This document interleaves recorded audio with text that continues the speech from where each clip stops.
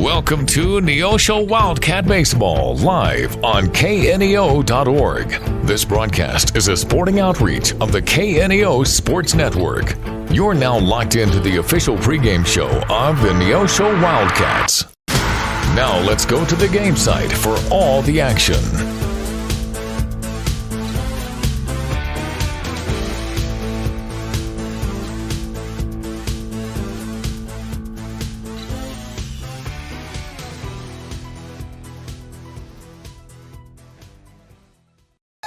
Good afternoon, Wildcat fans. Matt Ball and John Ball from Ozark, Missouri. A windy Ozark. We've got all kinds of competition here today in the background. Not only is the wind blowing, it's roughly 22 miles an hour coming out of the south. The game time temperature is 77 degrees, but we're right underneath a speaker where music is being played. But we're excited to bring you this ball game. The Cats got here just a little while ago, and things have been warming up. Now, we wondered for sure if this ball game was going to come about because of the weather, and there was some weather that came through here about 10 o'clock today. But, Matt, this field's in pretty good shape, isn't it? Yeah, it's pretty nice, you know. It really is. Talking with Athletic Director Yancey Little, he tells me that we're building a new baseball field, so this may be the last time some of our Wildcats get to play on a natural turf. As you can see, the Tigers are out there right now, and they're warming up. The Cats will warm up, and we'll get this ball game underway. Ozark comes in with a record of 5-4, having been beat just the other night by Springfield Catholic. And the Cats also the same way. They lost their last ball game. They lost to Kickapoo the other night, and we'll talk about that ball game in just a few minutes. The Tigers are coached by Justin Sundley. This is his 5th year as a head coach. Last year their record was 17-18, getting beat in the first round of districts by Kickapoo. Their roster speaks of 10 different seniors, so they've got a lot of experience on this ball club. They're led by the guy that's going to be on the mound against the Cats tonight, Cooper Plumley, and he is a Missouri commit. He last year was a second-team COC honoree, so it looks like we're going to have number 1 and number 1 as the Cats are going to have on the mound. Brody Crane as well, and talked with a couple of the Cats just a little while ago. The first question they asked me is, can we ever play a ball game without being in the wind? Yeah. It seems like every one we've had has been that way. You're watching the pregame show. It's being brought to you by ProLube, your tire and auto center. We're going to take a timeout, and we'll be right back after this. You're watching the Neosho Wildcats on the KNEO and Neosho Wildcat Sports Network. The Neosho R5 School District is committed to shaping the future, one student at a time. From academics to athletics, we empower our students to reach their full potential, installing values of hard work, teamwork, and integrity. We would like to thank you for tuning in to the broadcast today and cheering on our Wildcats. Our dedicated teachers, staff, and coaches work hand in hand to provide a well-rounded education that prepares students for success. Together, we're building a brighter tomorrow for our community. The Neosho R5 School District, where excellence thrives. Hi, I'm Barry Reel with First Free Will Baptist Church of Neosho, and I want to give you some encouragement today. None of us are perfect, but sometimes we feel like we have messed our lives up so badly that even God can't fix us or help us. I want to assure you that's not the case. In Romans 8:28, we read that God causes all things to work together for good to those who love Him and are called according to His purpose. That means that God can even use your mistakes to do good in your life. I want to encourage you to trust God and let Him give you peace about your past, a purpose in your present, and hope for your future. With KNEO Radio, this is Barry Reel.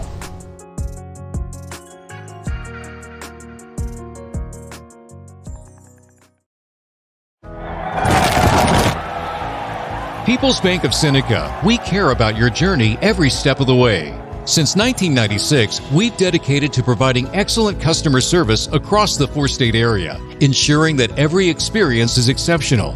Visit us in Joplin, Neosho, or Seneca. Learn more at peoplesbankofseneca.com. Member FDIC. Proud sponsor of area athletics. Let's score big together. Being a Lion comes with a reputation for excellence. Whether it's in the classroom, on the court, or in the community, Lions are leading the way. With innovative and immersive academic programs, new scholarship opportunities, and a campus committed to the future, now is the perfect time to find your purpose. Find your pride at Missouri Southern State University. Happy Egg supports the family farmer because they've seen the difference a choice like this can make. Now you can grow for Happy Egg and choose to raise hens the right way, the happy way. When you grow for Happy Egg, you're growing for a family-owned and operated business. You're raising happy hens on 10+ acres who will lay happy eggs.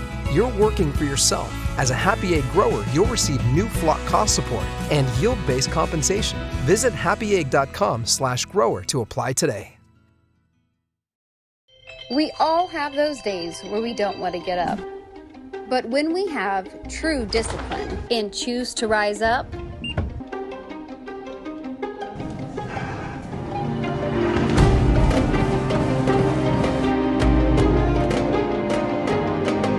we become the best version of ourselves. To start your journey today, visit risefitnesscenter.com. And welcome back to Ozark. We're in Ozark, Missouri. It's a little difficult sometimes to tell them all apart between Ozark, Springfield, Republic, Nixa, and all of those. But we're here, as we said earlier. This is a ballpark that is a natural turf. The wind is blowing out of the south at about 22 miles an hour. Now on the left-hand side, left field, the fence is 105 feet. In the power alley, it's 356. I said 105, it's 305.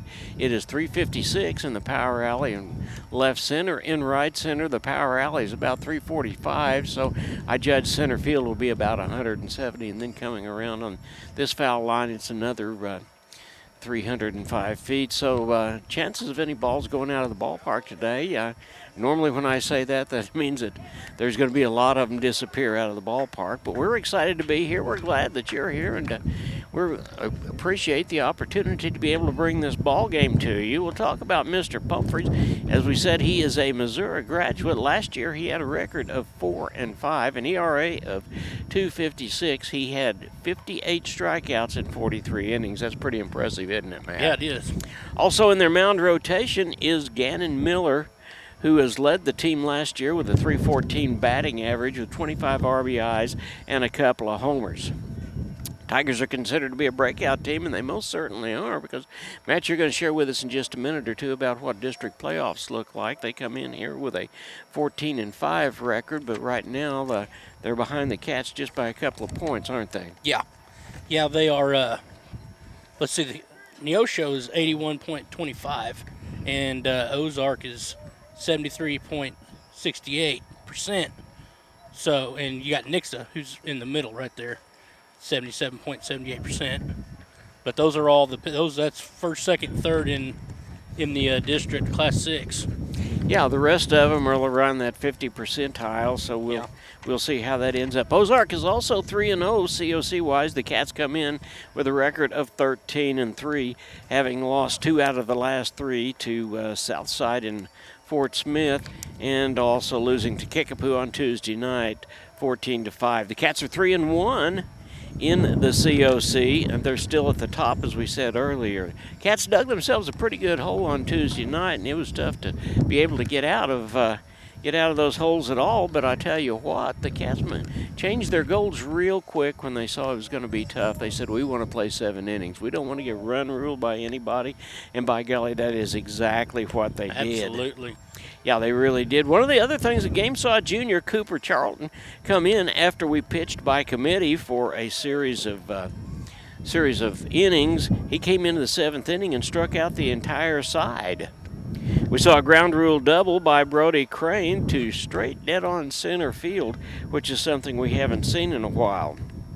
Cats had the day off yesterday, so they're ready to bounce back today and get this COC game that also has district implications, as we said earlier, under their belt.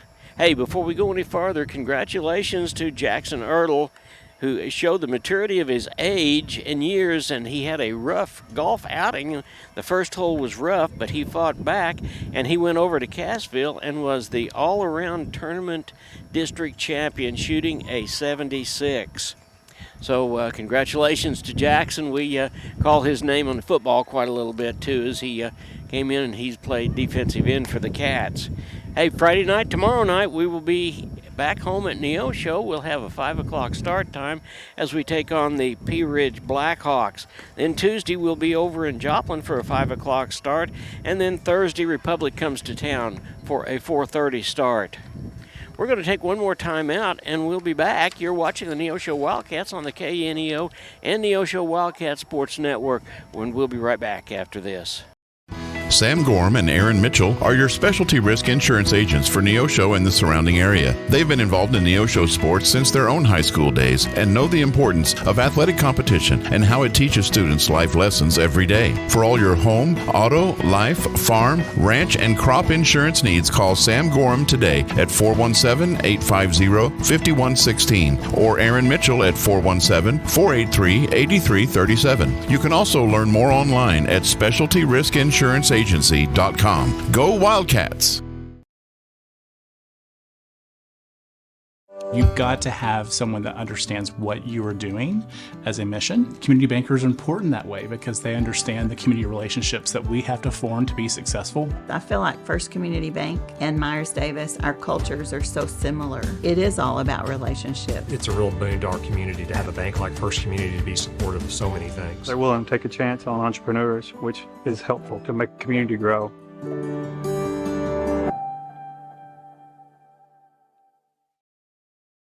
At ProLube Tire and Auto Center, we know what it means to rely on your vehicle. We race all year and know how to get that extra inch out of every part. Precision, quality, and reliability are not just words to us. It's what we do every day. We know you rely on your vehicle to perform for your family. From oil changes to full-on repairs, ProLube gives you the best racetrack team experience, so you can be worry-free. ProLube Tire and Auto Center, where we get it right on the road and the track. Southwest Missouri Bank in Neosho serves the Neosho area from 2 locations. They offer business banking services including checking and savings accounts, business loans, and electronic banking. Learn more online at smbonline.com. Southwest Missouri Bank, a proud sponsor of community broadcasting on KNEO, equal housing lender, member FDIC, where their slogan is Southwest Missouri Bank, we can do that.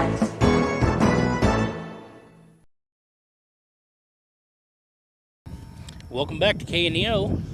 We're up here at Ozark. As you can tell, it's John Ball, Matt Ball, and yes, he is my father, in case anybody has hadn't figured that out by now. But here we are. We're going to start off with the Keys for the Cats. Keys for the Cats is sponsored by State Agent Farm Eric Norris in Neosho, located at 437 West Kohler Street, Neosho. Eric and his team offer a variety of insurance services for individuals and businesses.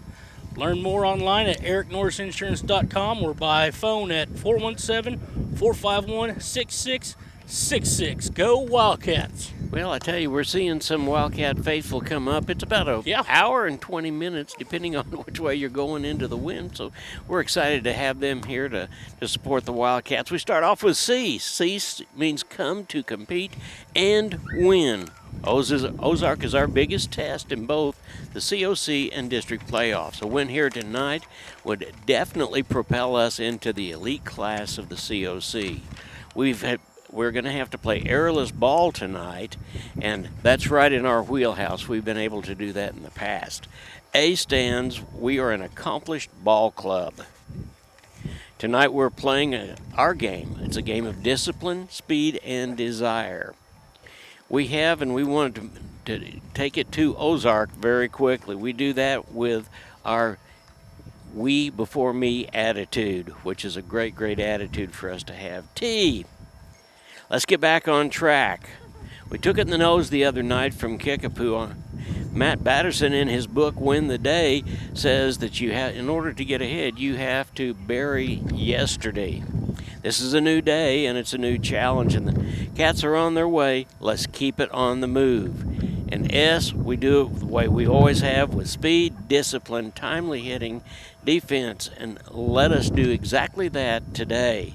Let's get started on track. Let's walk away from here with a win tonight, and I guarantee the ride home is going to be really sweet. Well, I can already tell you by the way they were warming up, they're on a different level today, so this should be a pretty good game we're going to watch here today, folks. I think it's going to be a great, great ball game. Hey, thank you so much for being with us. We appreciate that, and we hope that we can kind of break up the monotony of your afternoons. You can watch our Neosho Wildcats. And speaking of the Wildcats, we are the visiting team, so let's just get right into the starters. It starts out the same way that it always has. If it ain't broke, don't fix it. Number 24, the senior center fielder, is Finn Versluis. The number 2 hitter at the number 5 position, which is third base, is Jaden Nichols.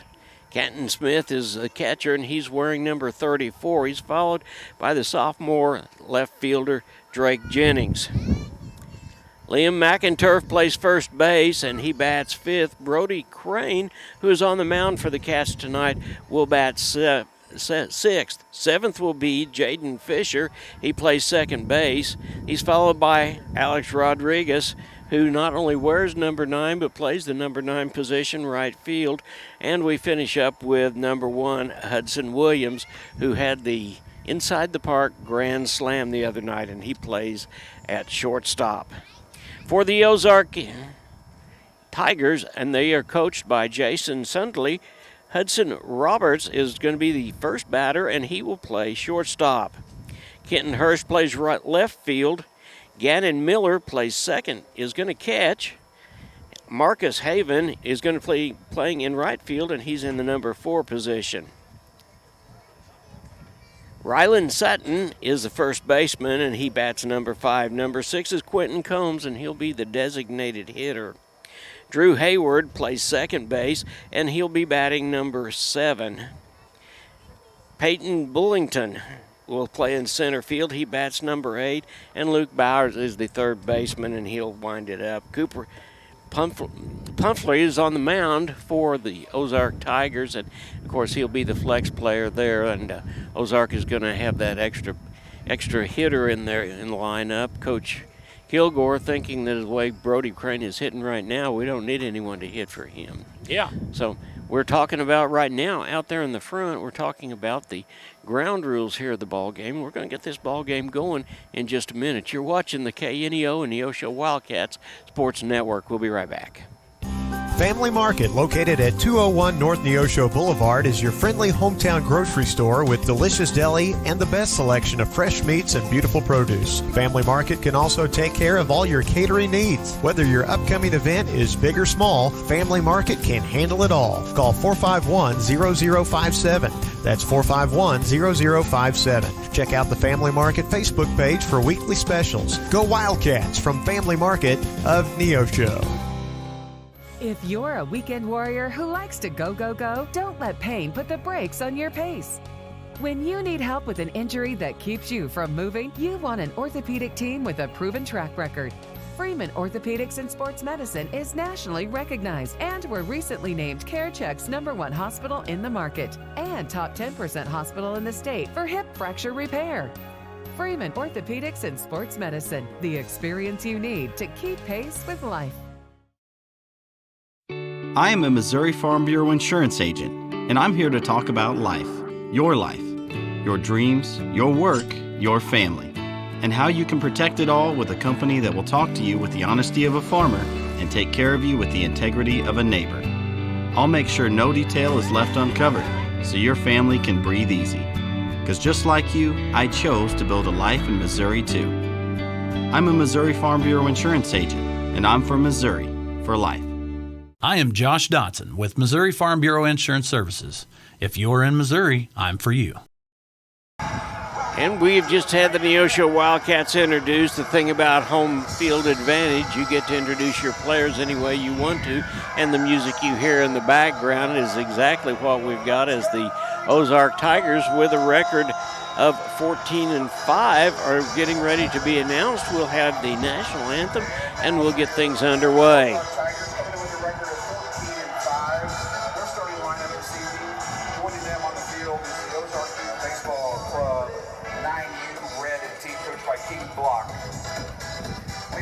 your Tigers, shortstop, number 10, Hudson Roberts.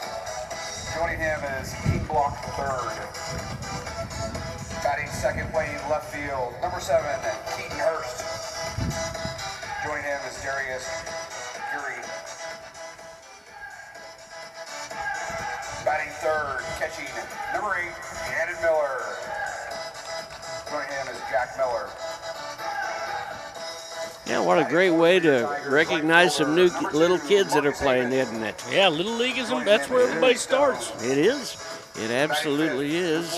While we're doing that, we want to apologize because of where we're sitting. There is a pole. No matter where we set, that pole was going to be in the way, and we're also at field level, so you may see people walk right in front of us off and on, and we apologize for that too. But hey, what a beautiful evening for baseball. Yep. I'm glad that we have the camera. Everybody think we're at a beach party, I'd say. Yeah, it's 78 degrees out, and the wind is blowing a little bit. In fact, right now, I'm glad it's blowing because it'd be really hot, wouldn't it? Yeah, it would. Batting 9, playing third base, number 5, Luke Bear. Joining him is Jason Phillips. And pitching this evening for your Tigers, number 14, Cooper Pumphrey. Joining him is Drake Norton. Your Tigers are coached by head coach Justin Suddenly, assistant coaches Jimmy Nimmo, Jordan Gentry, and Jacob Gideon. Your high school administration is Dr. Philip Witt, your athletic director Yancey Little, and our superintendent, Dr. Rory Wilson.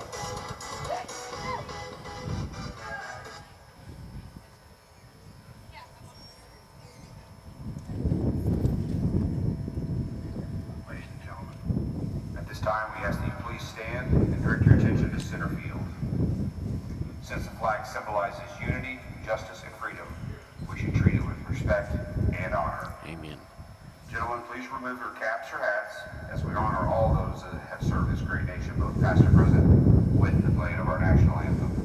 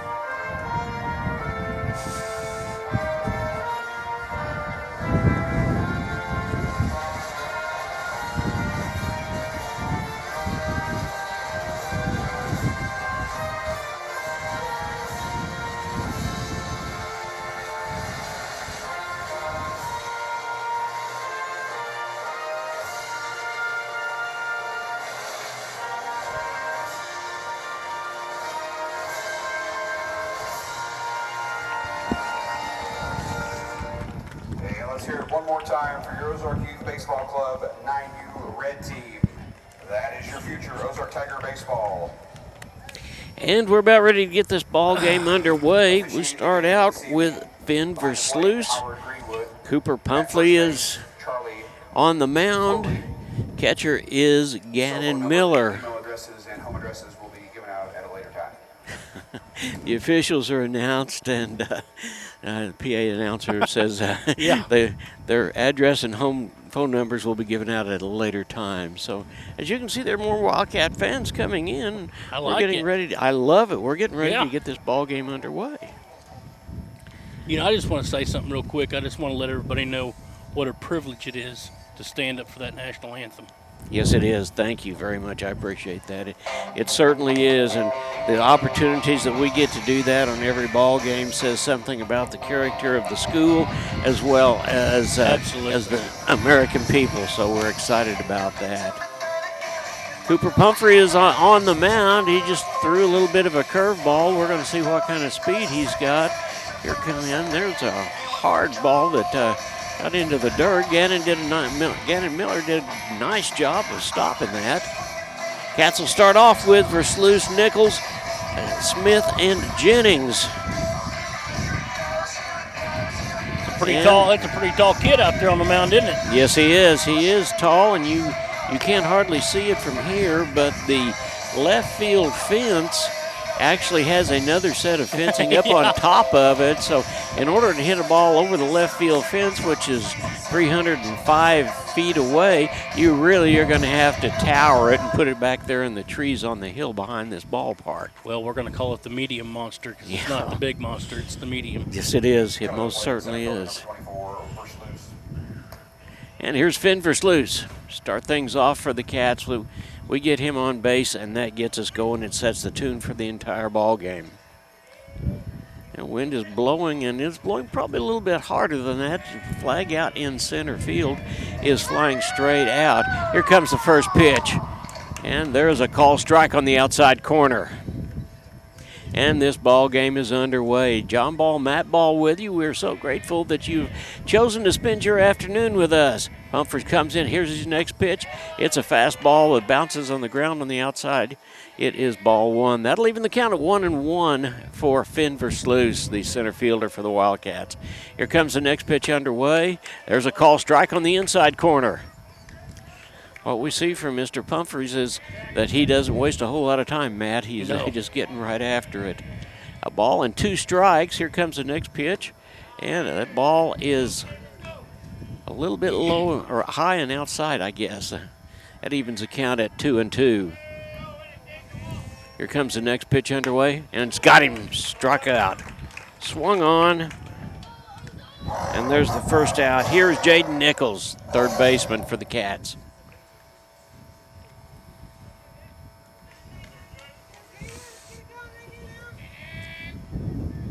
Jaden's had some bad luck of late. He's hitting the ball. He's hit it right on the nose, right at somebody. And there's the first pitch. I guess we're going to see who's got the biggest fastball here today, Matt. It should be good. Humphreys is certainly putting the steam on the ball as well. Ball outside. And there was a ball inside. So Nichols is ahead of Humphreys by a score of 2 balls and no strikes. There's the next pitch, and that's right down the middle for a strike. 86 mile an hour. 86 mile an hour, so that's a pretty good fastball for a high schooler. That's for sure. He steps in, and winds up and swung on, and that evens the count at 2-2. He got 85 on that one. Yeah, Jaden is stepping in there. It may take the Cats a little while to get their timing, but that's okay. There's the next pitch, and there is a solid hit, and that's going to be in the power alley. And Jaden gets at first base. That's one of the things that you got to be concerned about is when you've got a high-speed pitcher like that, you've just got to put the bat on the ball. So the Cats have got something going. Here is Canton. Canton Smith's got a couple of, in fact, he's got 3 home runs to his credit. He's got a ground rule double. 2 ball games ago, he had a double and a stand-up triple. He steps in there. Humphreys going from the stretch. There's the first pitch. And there's a bunt, and it's going to be a good one. And everybody's going to be safe. Ha ha! Nice job by Canton that time to get in, and he gets a base hit and moves Nichols around as well. So that was a ball. I'm not real sure, Matt, I could have done anything else with it. You just had to let it sit and see if it was going to roll foul, and it did not do it. We got a pinch. Yeah. And Jennings is the batter. He's the sophomore that plays left field for the Cats, and he bats number 4. Can't see who we're going to. It looks like number 6. And I believe that is Mr. Patterson, Mr. Blaine Patterson. I'll look here and see if I can dig this out. Boston Patterson is a pinch runner over there. Jennings steps in. He's got that bat high, and he wiggles it just a little bit. Humphreys looks over to second base. And there's the first pitch, and there's high for a ball. Cats have the ability to be able to get the bases moving and moving fast, and that's exactly what we want to do. We want to disrupt the pitcher. He looks over at second base and looks at Nichols. Nichols is kind of playing around there, but he's back and he's safe. Shortstop trying to get back behind Nichols, and under normal circumstances, that's not a bad idea because that opens up that whole side of the infield. Yeah. And that's exactly what happens, and there's a ball, and it's going to be buffed, and the Cats are going to get the first run. Here comes Nichols around, and he scores. Okay, all right, there we go. So Jennings is on first, and we're going to give him a base hit, but the Cats are up by a score of 1-0. So well hit ball that time by Drake Jennings. He saw exactly what we talked about. The shortstop over there trying to sneak in behind second base and open that big hole up. Shortstop made a valiant effort at it, but he just couldn't get back over there in time. Here is Lim McInturf. Here comes the first pitch, and it's high for a ball. McInturf's a Wildcats first baseman. Once again, he's one of those that he is very, very disciplined, but he gets some pop on his bat when he wants to as well. Wind is not letting up under any circumstances, blowing straight in from center field. Pumphrey looks back at second base, and here comes a pitch. Low and inside for a ball. Runs the count to 2-0. Cats have got one in already in the top half of the first inning from Ozark, Missouri. Glad you're with us this afternoon. It's going to be an exciting ball game. McInturf wiggles his bat just a little bit. Here comes the pitch, and that one's high and inside. Almost a little bit of chin music, but the count now is 3-0 to Lim McInturf. Brody Crane, the pitcher, will be up next. There's one out, and the Cats have got two runners on base. And there's a call on the outside corner. McInturf, being the disciplined player he is, was willing to take the free pass if it was given to him, so he was taking that one all the way. A lot of noise going on here in the ballpark, a lot of noise, and here comes the next pitch, and that's ball 4. That loads the bases.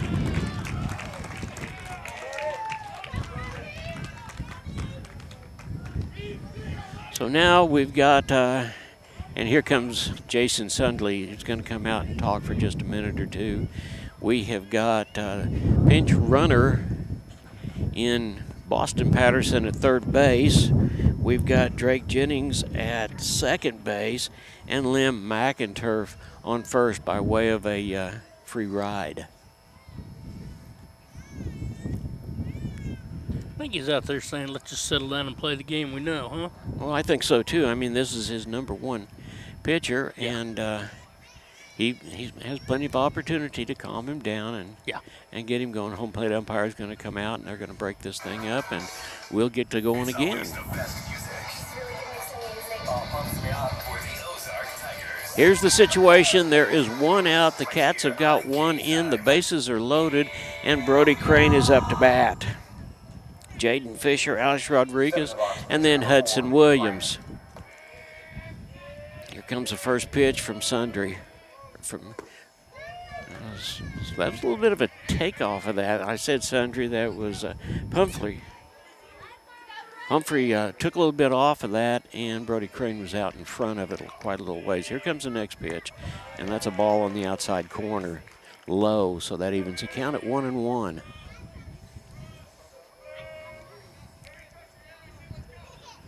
Brody has a chance to drive the ball, and that's a foul ball.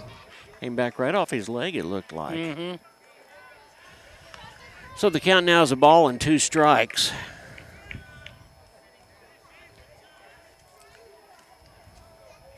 Cats need to jump and jump big here in the first inning. That's exactly what we're planning to do. Brody looks down, and here comes a pitch. Got him, strike 3. So there's 2 outs, and here's Jaden Fisher.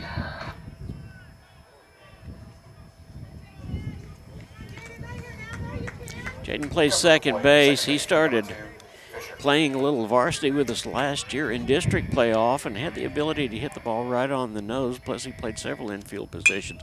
And there is a ball that is hit foul, and it's going to be out of play. 4 strike 1. Yeah, I'll tell you what, this ballpark is positioned where it is. If the ball happens to get up, it could hit a car, it could hit a house, it could hit all kinds of stuff. And Jaden holds that back on that one, and it's called strike 2. So it looks like Cooper Pumphrey has settled down just a minute. He's thrown a couple of pretty good pitches. Here comes the next pitch underway, and that one's high and outside for a ball.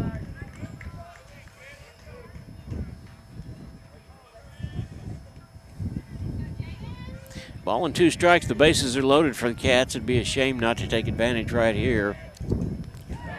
And that ball got away from Gannon Miller, but Boston Patterson down there at third base was not getting ready to go as Humphreys was breaking off the mound to possibly make the play. That evens the count at 2-2. And here comes the next pitch underway. And there's a hard hit ball. That is deep, deep, deep. And it's going to be good. There's one run. Here comes another run in, and we may bring a third run. He holds him up. Nice hit ball that time by Jaden Fisher with a double, a 2-run RBI. Puts the Cats up 3-0. And here is A-Rod. That's the second ball that we've seen hit over there to that power alley in right center. And fence says that the sign up there says it is 345. There's the first pitch. That's high and outside for a ball.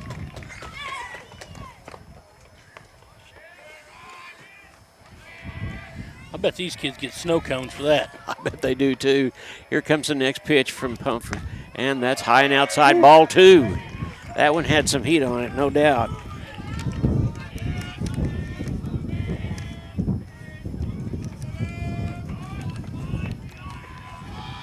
A-Rod wiggles his bat just a little bit. He stands in there staring Pumphrey down. Here comes the next pitch, and that's going to be a call strike.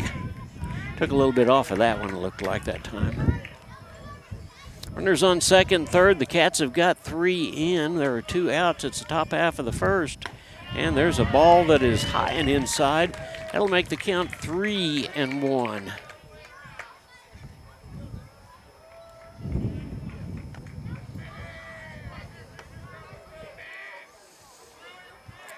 Humphreys looks down. He looks down at his catcher. He comes from the stretch. Here's the pitch, and there's ball 4. Boy, he was wanting to hit that one. He was wanting it. He was, but disciplined as he is. Yeah. And here is number 1, Williams. Shortstop Hudson Williams. He is the last, and it'll be the top of the batting order for the Cats again. Cats making hay as the sun shines. Hudson twists his bat around a little bit, stands in there. There's the first pitch, and that's a call strike on the outside corner. That ball almost got away. Yeah, this wind is playing havoc with almost everybody. Oh, yeah, it is. Right in the wind tunnel valley. It is. Top of the batting order, Finn Versluis is going to be up next. Hudson just needs to make contact. And there is a call strike on the outside corner. That makes the count no balls and 2 strikes. On the shortstop, senior Hudson Williams. Here comes the next one. Fouled it off.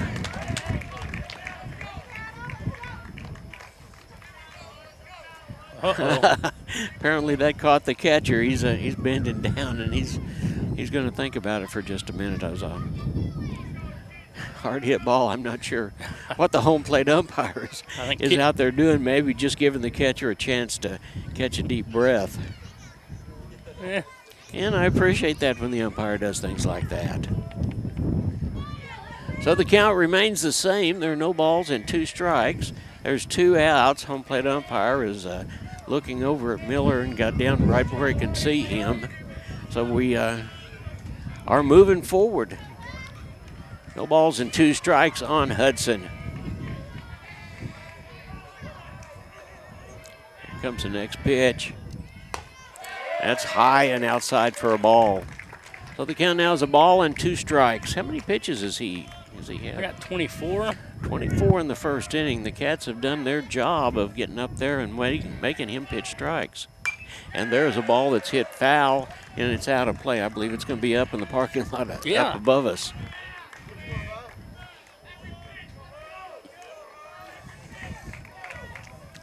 Hudson's swirled that bat around. Humphreys holds his glove up. Here comes the pitch. And he fouls that one off, too. Comes right back up against the backstop.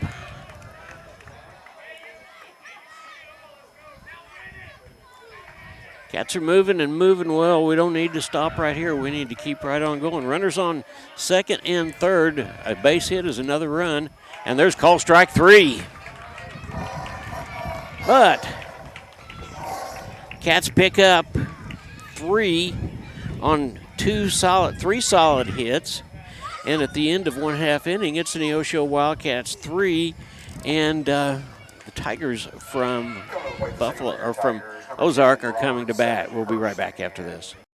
At Calvary Neosho, we aren't your grandmother's church, because she lives in Akron, Ohio, and that would be a terribly long commute for church. But if she did live in Neosho, we at Calvary would be delighted to have her come visit us. And since you live here, we would definitely like you to come visit us. Then, when your Nana comes to visit for Christmas, you can bring her to church and introduce us to her. We're sure she is a delightful lady. You can find us at Facebook.com/Calvary of Neosho, or join us in person at 3650 Oak Ridge Extension. We gather for worship Sundays at 10:30 a.m. Calvary Neosho. Not your grandma's church, but we'd sure like to meet her. Crowder College, your future, our focus. At Crowder College, we have 6 convenient locations in Southwest Missouri and online programs to fit your needs. Flexible scheduling provides a pathway to a career or the opportunity to transfer to a 4-year university in a variety of programs. Cheer for the Rough Riders at athletic events. Use the Missouri A+ Scholarship Program for free tuition and common fees. At Crowder College, your future is our focus. Apply today at crowder.edu.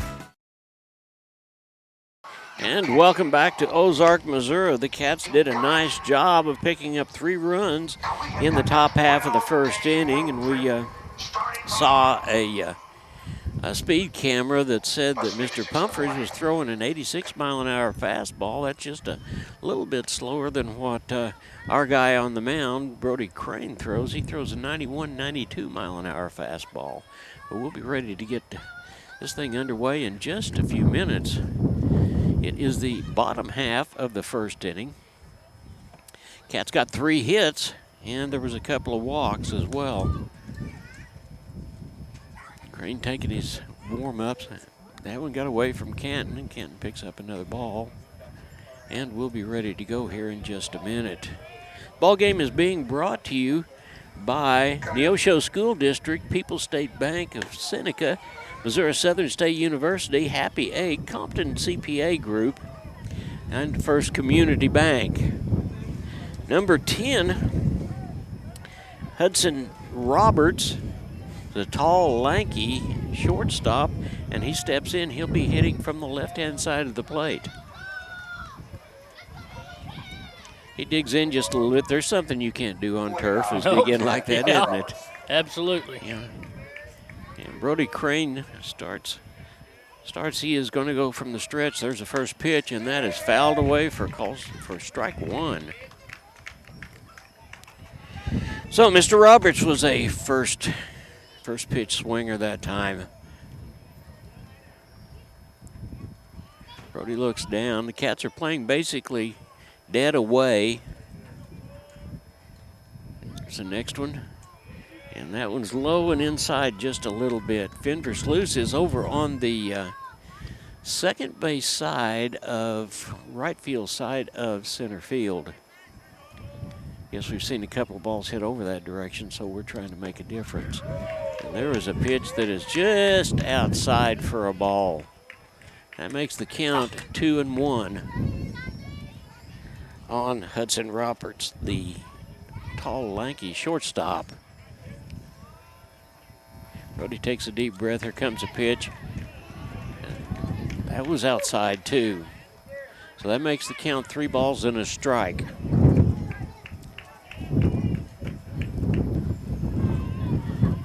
Keaton Hist will be up next. Brody's got to settle down and put this one down the middle. Here comes the pitch, and swung on, strike 2. That was a beautiful pitch. That was a nice pitch. That was one of those, as Coach Perkins used to say, Linda Ronstadt pitches. It was blew by you. Yeah. So we got a full count. And here comes the next pitch, and there's a high foul ball. It's going to go back, and it's going to go in a parking lot back behind us. So we'll do it again. Got all kinds of people here. Yeah, there's all kinds of people here, and the wind is picking up just a little bit more. And now it is blowing right at left field. Here comes the next pitch, and a foul back as well. So good at bat for both Roberts and Crane. Because Crane's obviously throwing the ball to where Roberts is enticed enough to swing at it. And the full count, we'll do it again. Brody looks down at Canton Smith. Here comes a pitch, and there's ball 4.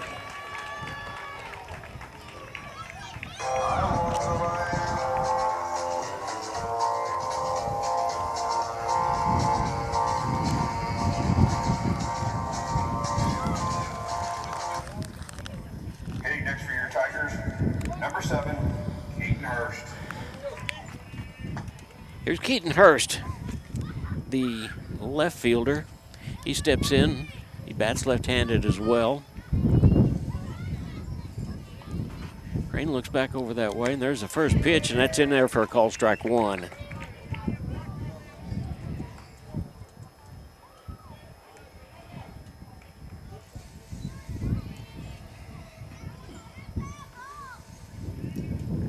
Hurst, the left fielder's compared to some of these other guys, he's a little small, isn't he? But he tries to bunt that one, and it's a strike. So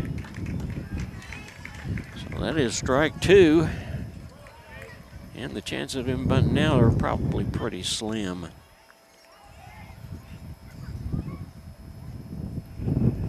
I'll tell you, Ozark didn't get here without being able to have some base runners and be pretty wily on the bases. There's the next pitch. Got him. It's out.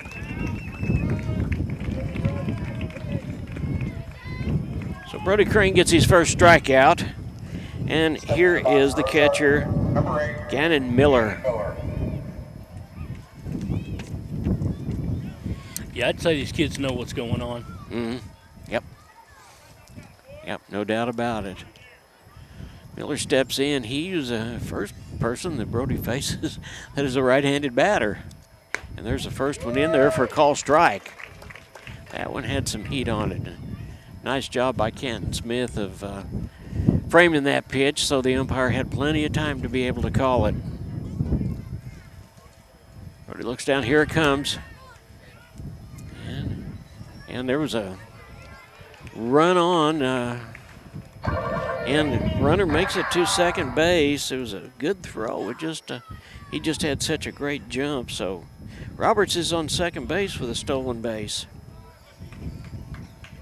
You know, the bounce might be different on the real field versus the turf. You know. Yeah, it really is. There's a lot of different differences. Yeah. In between the two. There's a ball and a strike. Here comes the next pitch, and that is outside for a ball. Now the Cats need 2 outs right here, and we'll get out of here and come back and rattle the bats again. Brody Crane looks down at Canton Smith, his battery mate. Here comes the pitch, and that one's on the outside 2. That makes it count 3-1.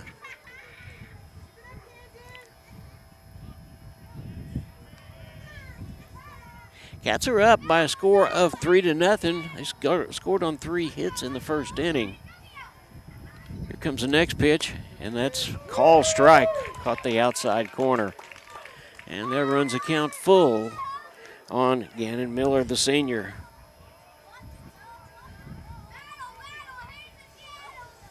Cody looks down. Canton slashes the sign, and there's a pitch. And that got away from him, and the runner is going to go advance on to third. So Miller goes to first on a base on balls, and Roberts on the ball that got away from Smith. It was a high pitch, and he had been able to really jump in order to get that one, but got back as it were, and Roberts is on third base. Tigers, number 21, Trey Burton. Ken standing out in front of home plate wants to make sure that the Cats know what the play is. And he's got everybody's attention. He runs through his series of signs, and he'll be ready to go. No doubt the Cats would give up a run for a double play ball and get us out of the inning. Here comes the first pitch, and that is outside to Marcus Haven. Haven plays right field, and he bats in the number 4 position. There's the next pitch, and that one got away, and here comes a run in. He got him! Yes, sir! Great bang play. Canton Smith goes over and gets the ball. Brody Crane gets in, and we get the out. So there is the second out, and the runner, Miller, goes on to second base. Great job by the Cats that time. Everybody knew exactly what they were supposed to be doing. And Coach wants to talk to the base umpire for just a minute. I'm not sure exactly what he wants to say, but kind of got eerily quiet there on fourth, didn't it? Well, it did, and maybe he wants to check on Crane and see, because Roberts is a big guy, and he slid right into him, but we got the out. So that was a 2-1 out, Matt. Yeah. And Cats very quickly could get out of this inning. Marcus Haven, the right fielder, and also the number 4 hitter, is up. He stands in. Crane looks down at second base. Here comes the first pitch, and there's another one that got away from Smith, and the runner gets on to third. I think you're right. I think the ball bounces a little bit different, because that's 2 of them that have gotten away because they bounced on that dirt. Yeah. Wasn't exactly what we had in mind, but that's okay. There's 2 outs. We'll get this one and no harm done. Ball 1 to Marcus Haven. Crane looks down, takes a deep breath. There's a pitch that is right down the middle for call strike 1.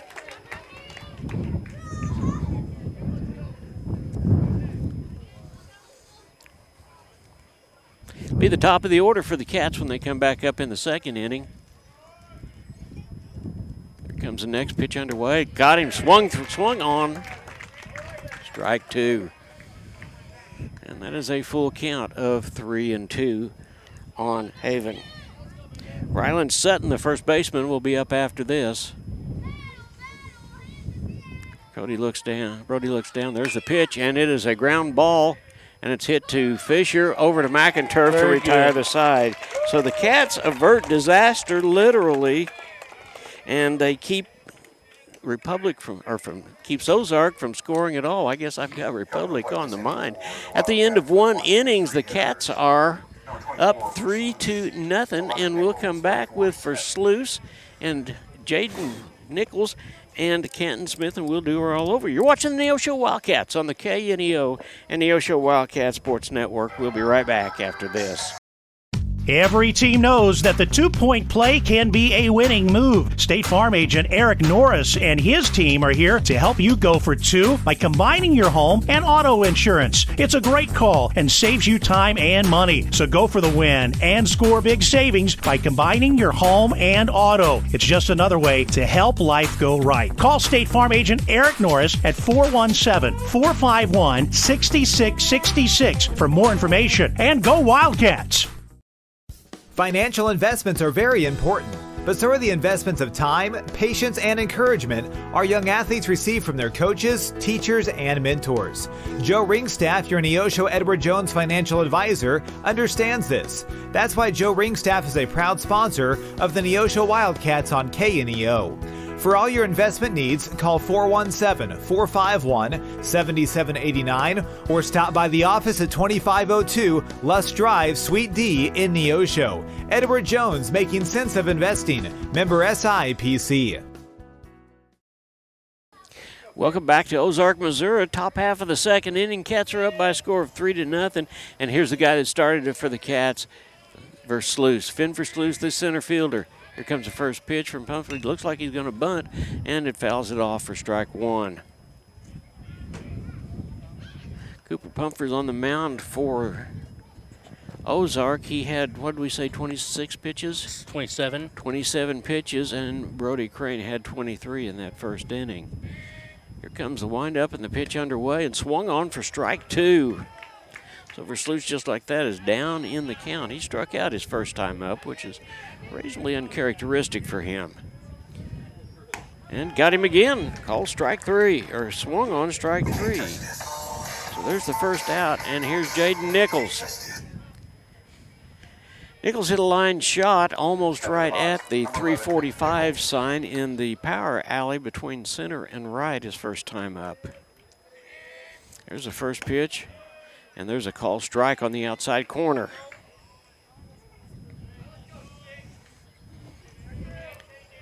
Nichols gets settled in.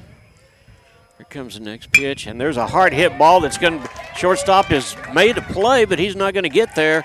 Nice job by Nichols to run that one out. So he is 2 for 2. Great play that time by Hudson Roberts to get out of his way and get over and backhand that ball. Some of that hustle. Yeah, it certainly is. And the home plate umpire wants to come say something to Mr. Pumphrey. Maybe he's gonna have him get rid of something, something that is on his hand, I guess. I don't know whether it was a bracelet or what. We didn't see a whole lot of that last year. In fact, we haven't seen anything like that this year.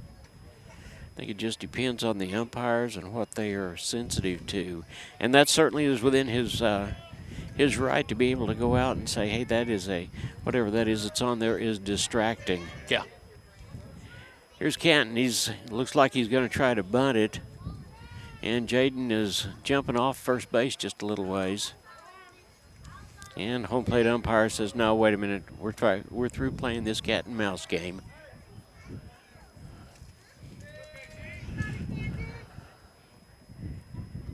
Can't adjust his headgear. He gets back in there. And Nichols jumps around over on first base. That's how it got started the last time.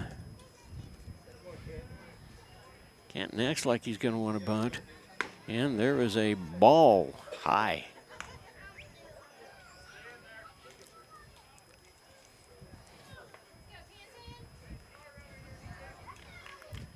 Cats could use some insurance runs right here. You never want to plan on a 3-run lead lasting very long with a good team like Ozark, and there's a strike on the outside corner. So there is a count of 1-1 on the catcher, Canton Smith. Looks like he's going to try to bunt again, and Jaden is running, and he is there. Got him. Got him. He certainly did. I thought Jaden had him, but nice throw by Gannon Miller in order to make the play. So there's a second out, and all of a sudden the Cats don't have anybody on base.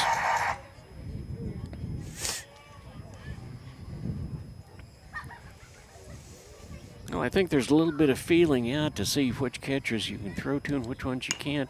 And there was a swung on. Canton got a little piece of that. It was a little bit of an off-speed pitch. Well, I think you definitely have to test what you think, what you know you can get away with and what you can't. You bet. And there is a solid hit that the left fielder comes in and picks up.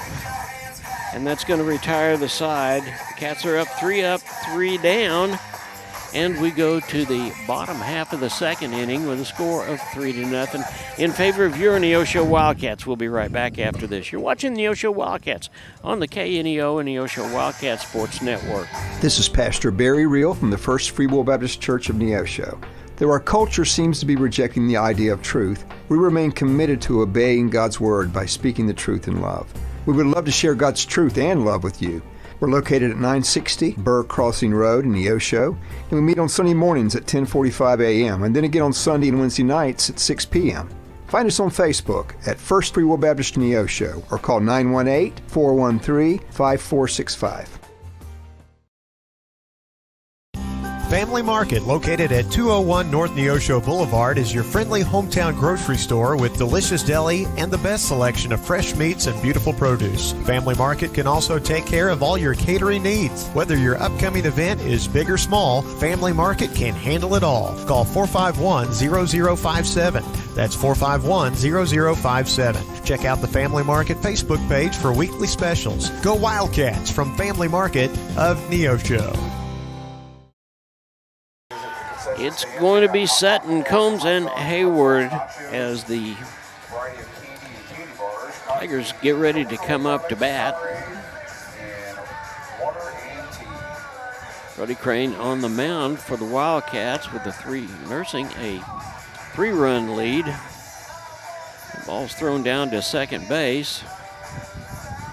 And we are going to run it around, and we'll get the ball back to Crane, and we'll be ready to go. Boy, we need to learn that hop quick. Yep, you sure do. And here's Ryland Sutton, the first baseman. He's going to step in from the left-hand side as well. A lot of left-handed hitters on this ball club. Crane takes a deep breath, and there's the first pitch, and it's in there for call strike one.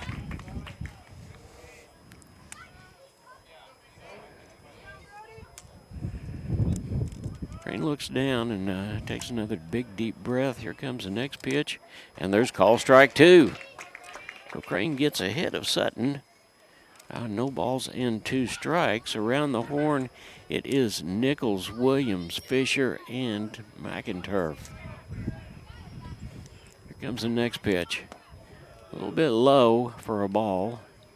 The battery is Brody Crane and Kenton Smith.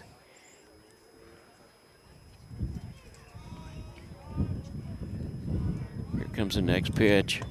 A little bit low too. In the outfield, left to right, it is Jennings for Sluice and A-Rod.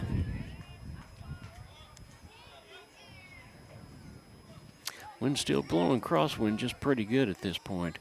Here comes the next pitch, and that one's a little bit high. So that's going to run the count full on Ryland Sutton, the first baseman.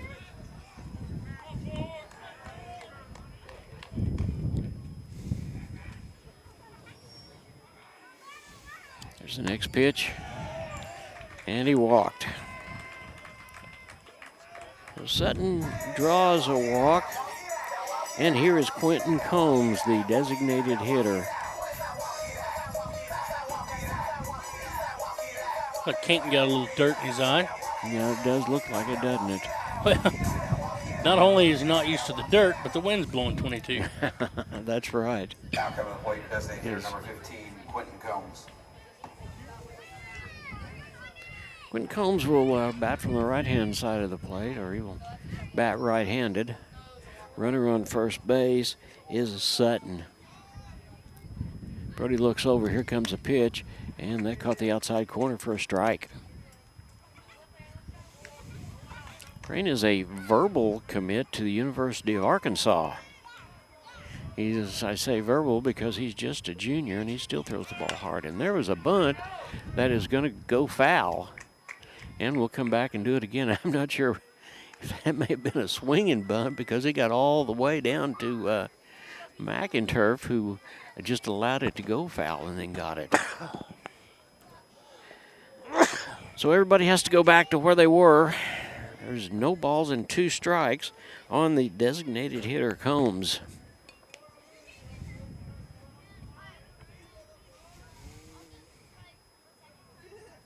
comes a pitch. Just a little bit outside for a ball. So there's a ball and 2 strikes on Combs. Crane looks around at first base, takes a deep breath, here it comes, and that ball is hit right to the first baseman, and no play at second, but he goes ahead and makes the play here. So 1 unassisted, and there's the first out. And the runner, Sutton, will advance to second base on the play. McIntyre fielded that ball cleanly, and he looked over and realized that there was no way that he was going to get Sutton going into second base, so he thought better of it and just went for the out. Good judgment. Yes, it was. This is Drew Hayward, the second baseman, and he takes the first pitch high and outside for a ball. And that one was 93 miles an hour that we just saw Brody Crane throw. Here comes his next pitch. And that one's going to get away from Canton. He's got a chance to make the play. And, you know, the ball was there. The tag was down, but apparently Sutton slid under it. So we've got a runner on third base. There is 1 out. Now, the way we got the second out the last time, the ball got away from Canton, and Brody Crane came in and put the tag on. Ball a little bit high and inside.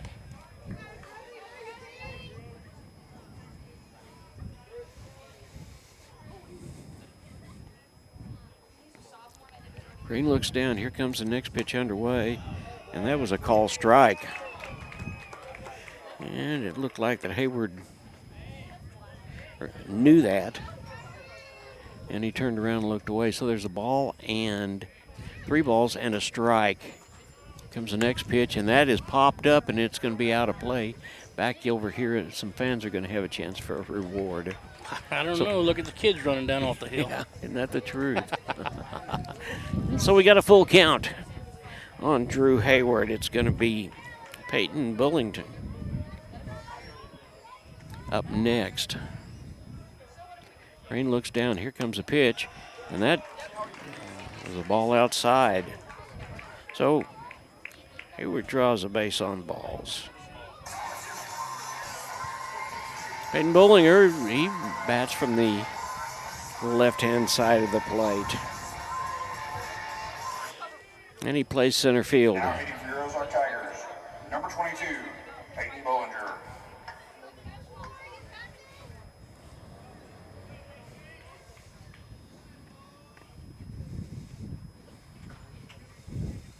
He's got his bat on his shoulders, and there was almost a throw over to first base. We'll hold that back. Once again, we apologize. We are at ground level, and people continue to walk in front of us, but we hope that that's not going to disturb your ball game. Brody Crane on the mound for the Cats. Here's his first pitch, and that was curveball, maybe a little high for ball 1. Neither one of these 2 pitchers has been given the benefit of the doubt, Matt. No. Brody's not paying much attention to the runner at second.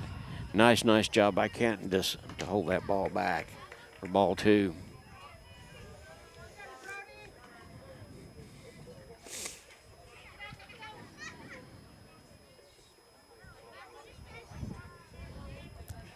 Brody looks over at the coach for just a minute. Here comes the next one, and it does get away, and it's going to be fielded by Crane himself because it hit the backstop at the bottom and came back. But the runner does go to second, so there's runners on second and third. There is 1 out. Yeah, we need to. And we're going to take time out, and Coach Drew Osborne is going to come out and talk to Crane for just a minute or 2. Try to get things settled down a little bit.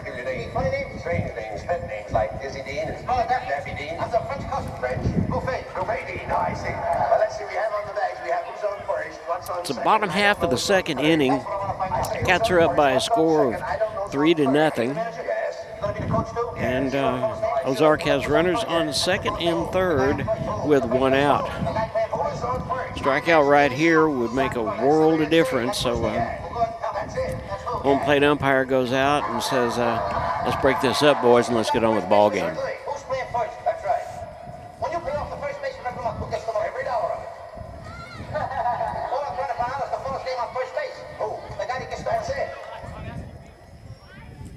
The batter is Peyton Bollinger. He is the center fielder, and he's got 3 balls and no strikes. I'd say he probably will take this pitch. And there's call strike 1.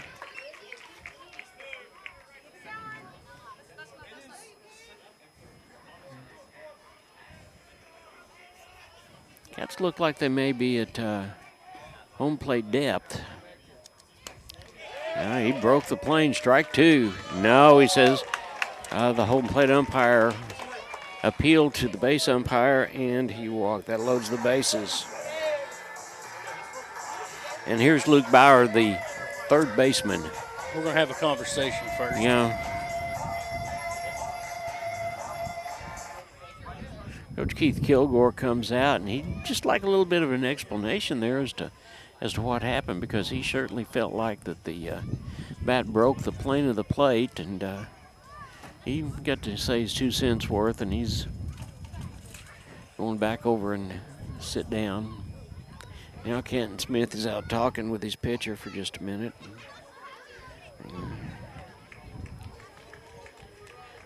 And Crane's ready to go. The bases are loaded. Double play ball is in effect. What a great, great opportunity. The Cats have been able to get the double play ball on a pretty regular basis. So double play ball here would avert disaster one more time. Here's Luke, and there is a hard hit ball way, way up in the air. And we've got, it's caught. Ooh. Nice arm that time. Great throw.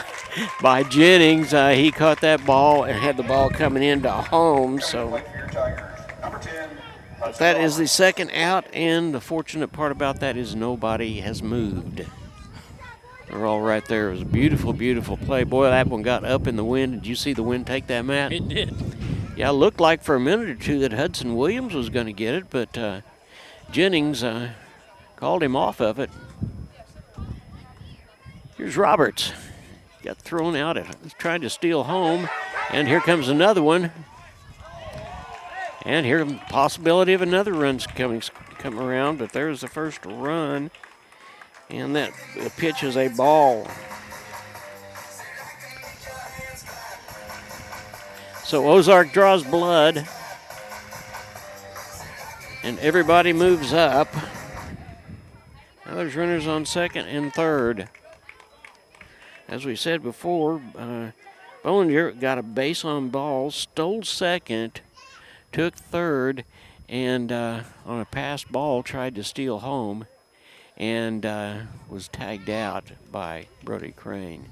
Now the home plate umpire is telling Roberts he's got to get out of the way so the Cats have got a chance to make that play at home.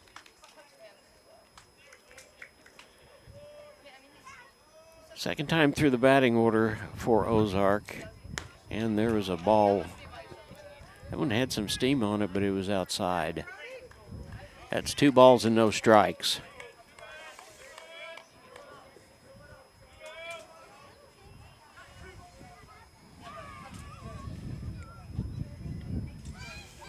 Brody Crane on the mound for the Cats. Here comes the next pitch, and that got away from him, but Canton was able to make the carom off of the backstop and turn around before the runner at third could get a chance to score. So that's 3 balls and no strikes, which seems to be bugaboo for the Cats right now. But first base is obviously open. Here comes the next pitch, and that's a call strike. Caught the inside corner. Keaton Hurst, the left fielder, will be up next. Cats are trying to do a little bit of, well, swung on for strike 2. Cats are trying to do a little damage control if they can get out of this inning with just 1 run. Then we come back and we put our stuff together. Here comes the next pitch, and that was a ball. Looked like it was going to be on the inside corner, but it was not. It was a ball. And the bases are loaded again. Here is Keaton Hurst. Hitting next for your Tigers, number 7, Keaton Hurst. And he's doing a little bit of repair on that dirt there in the batter's box, Matt. He's trying to get it straightened up in there again. Let's see if the Cats can get out of this one. Here comes a pitch, and it's high and outside for a ball. Crane just needs to put the ball in play and let his defense take care of it. Looks down, here comes the next pitch, and that was high and outside for a ball. And that one was 93 mile an hour.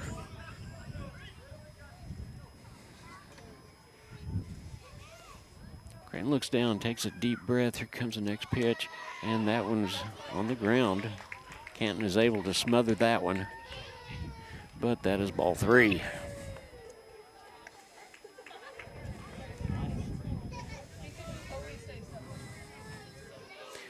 Well, we certainly don't want to give them a free run right here. So Crane backs off the rubber for just a minute. Going to gather his thoughts for just a second.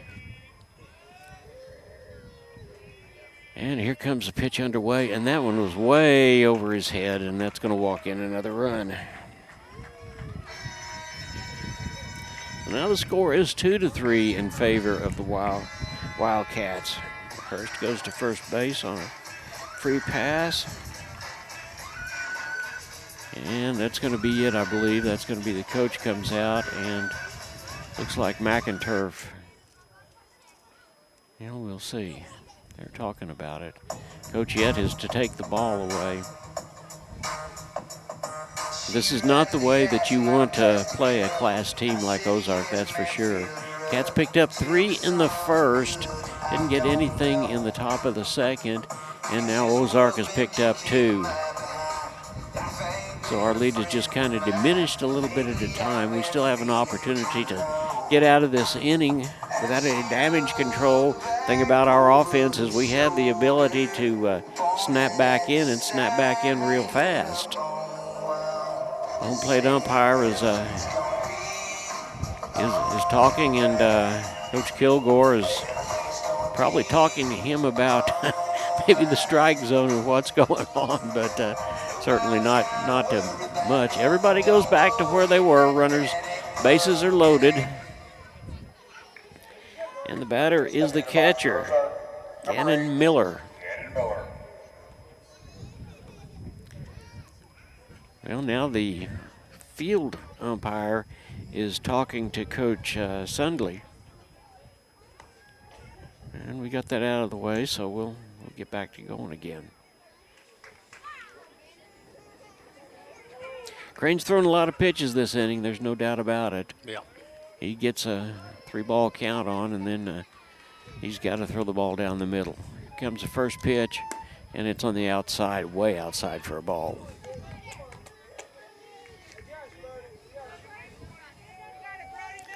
He's just having trouble being able to zero in the way that he wants to, except for right there, and there's called strike 1. Maybe you heard me, you suppose? I hope so. Yeah. So that evens the count at 1-1 on Miller. Here comes the next pitch underway, and that one is high and away. He's safe. He's safe. Canton is hurt. And that ties the ball game.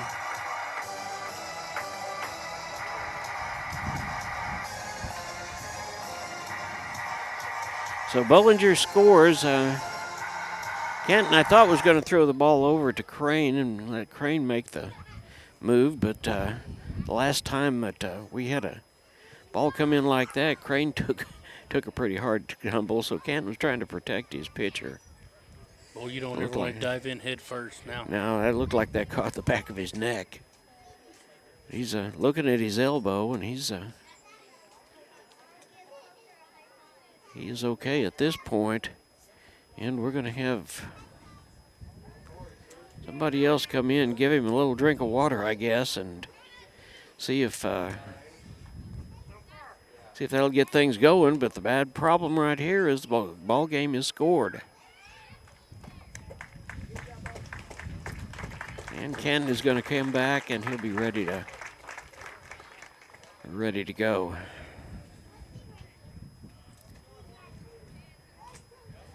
So there's 2 balls and a strike on the catcher, Miller. Runners on second and third.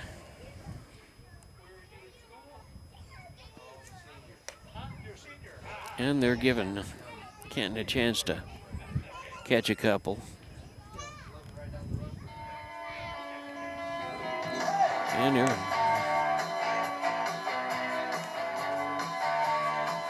Kenton has been catching Brody Crane for 2 years now, and he's got a pretty good idea of what it's going to be like. And normally when Brody comes in, it's going to be a tough day, but Kenton is ready, and he is a gamer. Yeah. So there's 2 outs.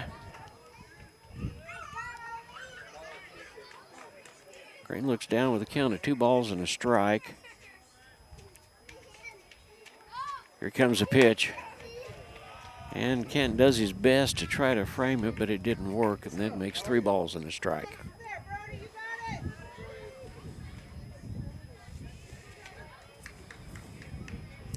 Crane looks down. Here comes a pitch, and that one's high.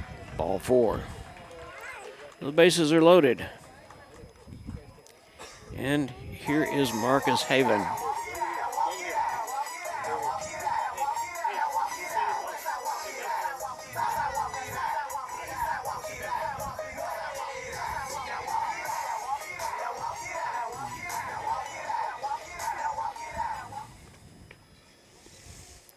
Coming to the plate for your Ozark Tigers, number 2, Marcus Haven.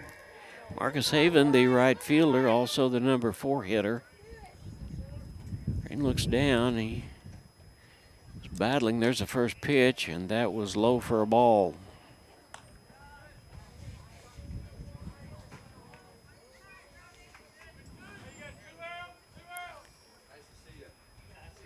Crane looks down. He's not paying attention to anybody. He's just throwing the ball, and that's in there for a strike. It was a 90-mile-an-hour fastball. So Crane still has plenty of speed. It's his direction that seems to be the issue right now. Here comes the next pitch, and there's call strike 2. Maybe that was just enough of a breather to let him get the cobwebs rattled out of the way. Looks down, and here comes the next pitch, and here comes another run.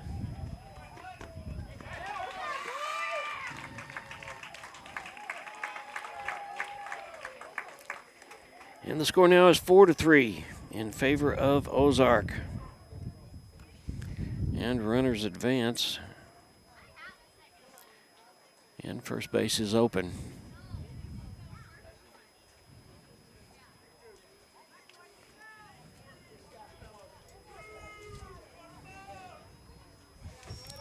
Cats are going to have to dig deep down inside of themselves, and there's not a doubt that they can do that. Here comes the first pitch, and that is a high foul ball for strike 1. Yeah, we just need to get up and bat. Yeah, we do. So the count's even at 2-2 on the 4-hitter Haven, the right fielder. Comes the next pitch, and that's high for a ball, and runs the count full. We'll start back with Rylan Sutton, who was the first person to bat in this inning. After this, Crane looks down. Here comes a pitch, and that's outside, and that's a walk. So we walk the bases. There we go. And here comes Coach Kilgore, and we'll be making a change. While we're making a change, we're going to take time for this. You're watching the Neosho Wildcats on the KNEO and Neosho Wildcat Sports Network. Hi, I'm Sam O'Neill with Affordable Propane of Neosho. From setting tanks to refilling them, we offer a full spectrum of service to meet your every need. We serve Neosho and surrounding areas, and we are committed to giving you better service at better prices. Give us a call today, 417-437-8927. Thank you.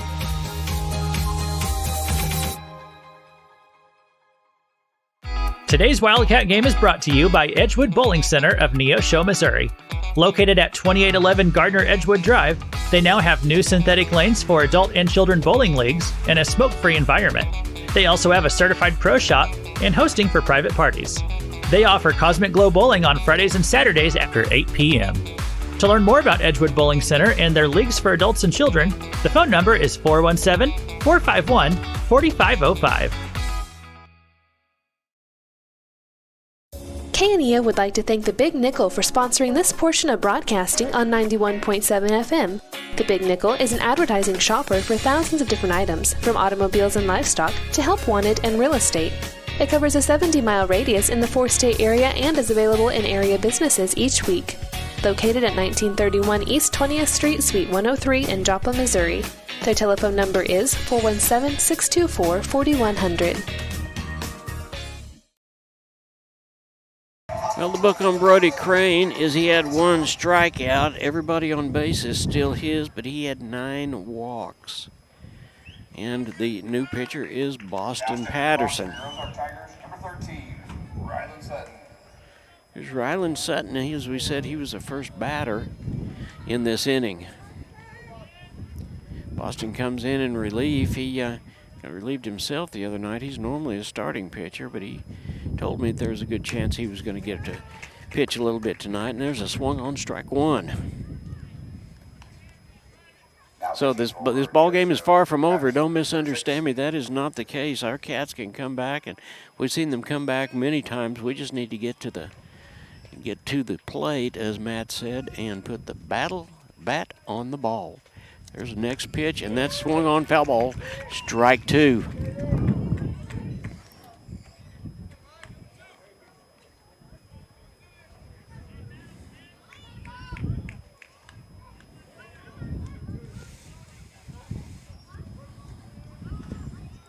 Boston looks down, the bases are loaded. Looks over at second base. Here comes the third pitch, and that's a hard hit ball, and it's going to be a foul ball. Foul ball. Yeah. So the wind helped us there. The wind did. It helped us there. That ball came down just barely over the foul line, and that would have been one that unloaded the bases. Because Jennings was playing a little bit over toward shortstop, and rightfully so, but that ball was hit right down the third base line. So we'll come back and do it again. No balls and 2 strikes on Ryland Sutton, the first baseman.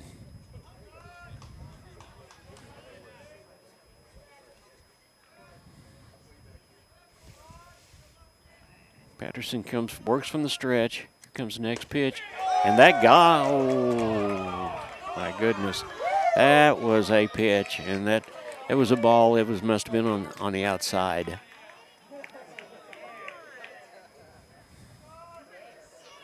Boston comes up, he works on the pitch again, and there is a high towering ball. Versluis is underneath it, and he makes the catch and retires the side, but that ball was tagged. So the score after 2 full innings of play is Ozark 4 and the Neosho Wildcats 3. You're watching the Neosho Wildcats on the KNEO and Neosho Wildcat Sports Network. We'll be right back after this. KNEO would like to thank the Big Nickel for sponsoring this portion of broadcasting on 91.7 FM. The Big Nickel is an advertising shopper for thousands of different items, from automobiles and livestock to help wanted and real estate.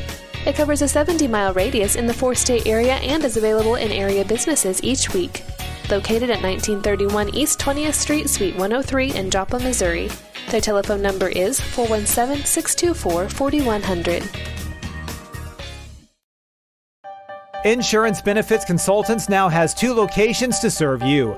They're located at 1009 South Neosho Boulevard in Neosho and at 701 Northwest McNelly Road in Bentonville, Arkansas. They are proud supporters of the KNEO and Neosho Wildcat Sports Network. They provide Medicare and Medicaid supplemental policies, as well as life, health, and group health insurance plans from companies like Allstate and Colonial. For more information, call 417-451-4244 or in Arkansas, 479-431-5226. And welcome back to Ozark, Missouri. It's the top half of the third inning. The Cats are now down by 1, 3-4, and here is Drake Jennings. He takes a pitch from Pumphrey on the inside for ball 1. Cooper Pumphrey is on the mound for Ozark. Here comes his second pitch, and that is called strike on the outside corner. So that evens the count at 1-1. It'll be Jennings, McInturf, and whoever. And took something off of that, and Jennings was way out in front of it for strike 2. And we'll have to see who will be batting in Crane's place. Here comes the next pitch, and there's a solid hit right to the shortstop. The shortstop is up with it and over to first base for the out. So Roberts to Sutton, and Jennings is out just like that. And here's Lim McInturf. McInturf drew a base on balls and was stranded at first base his last time up. And that ball hit him. So we've got a runner, and that's the thing about McInturf. He will go just about any way. Now Brody Crane is in, and he will bat Coming to play number 4, Crane. for himself, and the way that we'll do that is he now becomes a designated hitter, and Boston Patterson on the mound for the Cats will be the flex. Crane would dearly love to be able to do something to help himself out, and he does. He hits that ball hard, and looks like there's a chance that it's going to be caught. No. And it was not. And McInturf is going to be around to third, and Crane is going to be there at first base. Oh, he said he got him.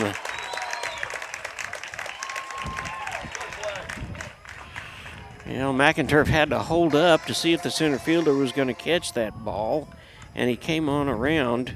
But that was a great throw from center fielder Beringer to 7, and that's a second out, but Crane is on second. Here's Jaden Fisher. Down the box, number 2, Fisher. Jaden had a 2-out double his last time up. Crane hit that ball a long, long way. If there hadn't been any wind blowing, I believe that ball had gone out of the park. And there's the first pitch. Inside for a ball.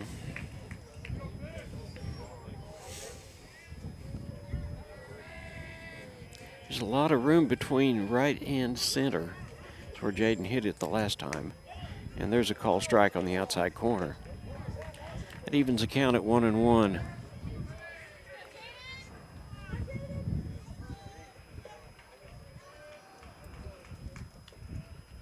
Pumphrey looks at second base. He steps off.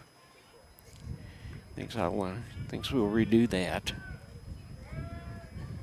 We made you famous, sir.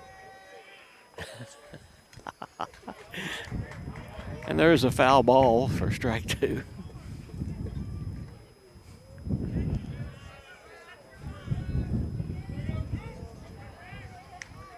Cats have got to get going. They've got to get back on to where they were in the first inning. We have the ability to be able to do that.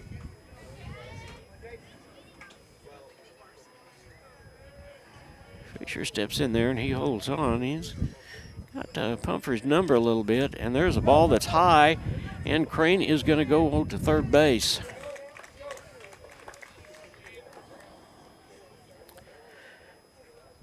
It'll be Rodriguez and Williams after this.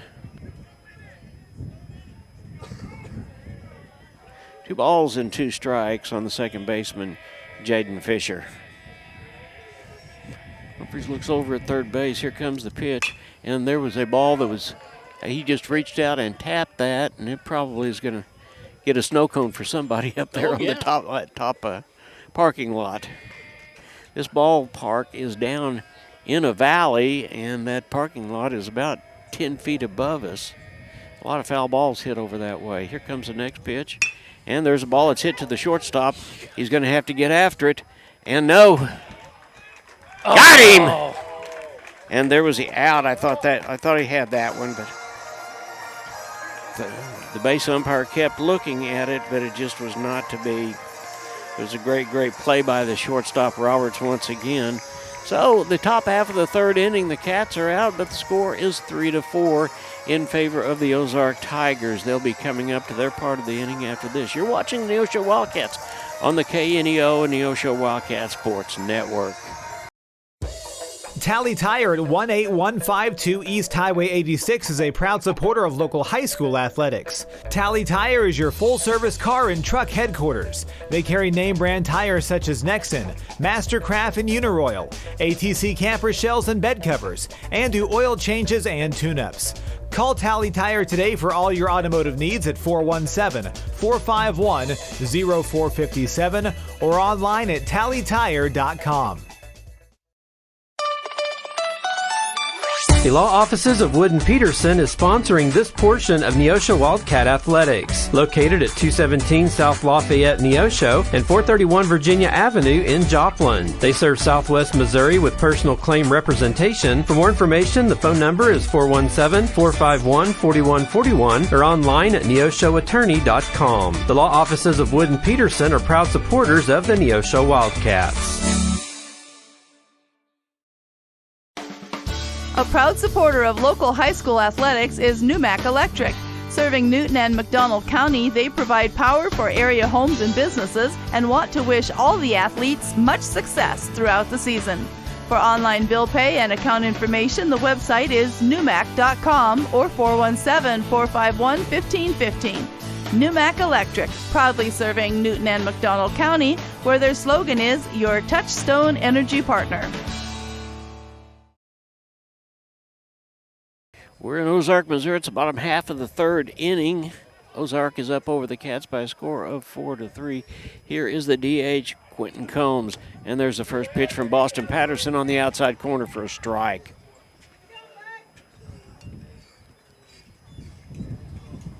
Cats need to get back on track and get back on track right here. And that wind is coming up again. I'm not sure. Maybe 22 is very, very conservative miles per hour, but yeah, well, it is windy, and of course this is a natural turf field, so the dust can certainly jump up. Boston comes from the stretch, and here's a pitch, and there is a foul ball that's going to be over third base, just to the left of third base, and they'll make the count a ball and 2 strikes.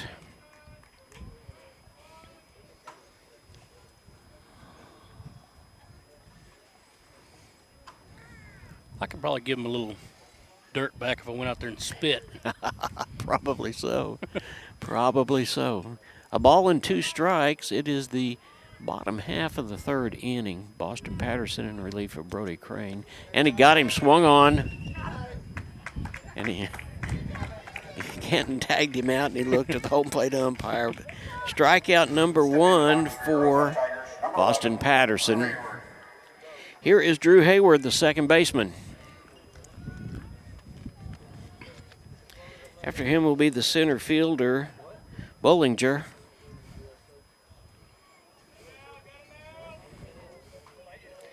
Hayward got a base on balls and came around and scored in that last inning, and there's the first pitch, and it is high and popped up for a foul ball, strike 1.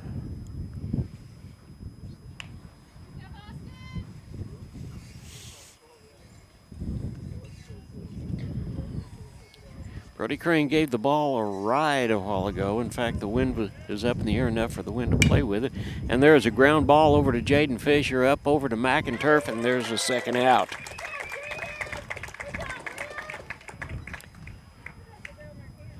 So here's Bollinger. He walked and came around and scored in the last inning. 3 up, 3 down for the Cats would make a world of difference, wouldn't it, Matt? It would. Yes, it would. Now for the Cats, it's going to be Rodriguez, Williams, and Versluis.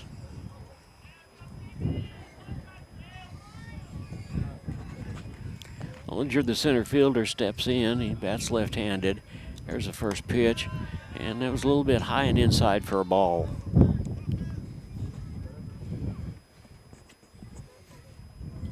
Hope you're enjoying the ball game as much as we're enjoying bringing it to you tonight, even though it's a little windy. We're thankful for the wind, or it would be hot. And there is a perfect pitch on the inside corner from Boston Patterson, strike 1.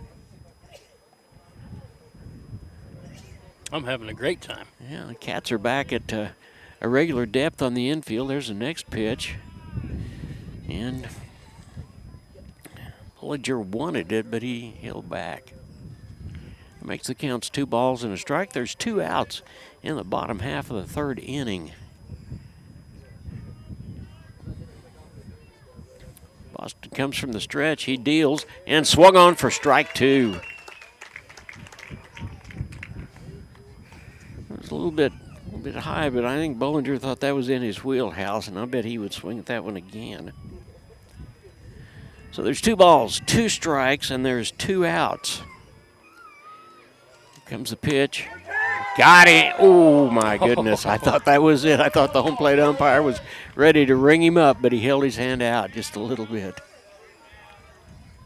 I'm going to have to quit second-guessing the umpires. That's just all there is to it. So it's a full count. 3 balls and 2 strikes on Peyton Bollinger, the center fielder. And he wants to call timeout. The wind is just too much, and he's getting a little bit of dust in his eyes. I don't blame him. Yeah.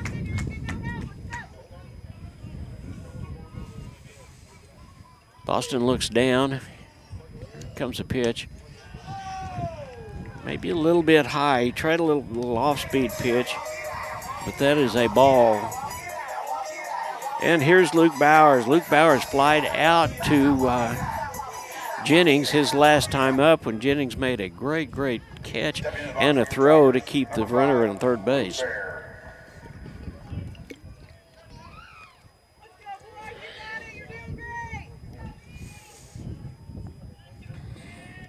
Runner on first base. Boston looks over. Here comes the first pitch. And that was a little bit outside for a ball.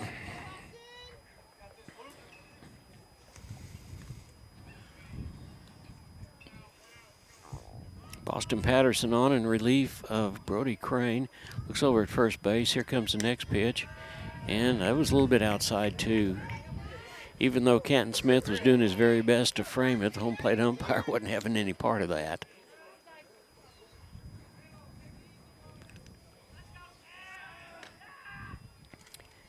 Bauer steps back in, and there's a little flip throw over to first base. More one of those that says, hey, I know you're over there. Just relax.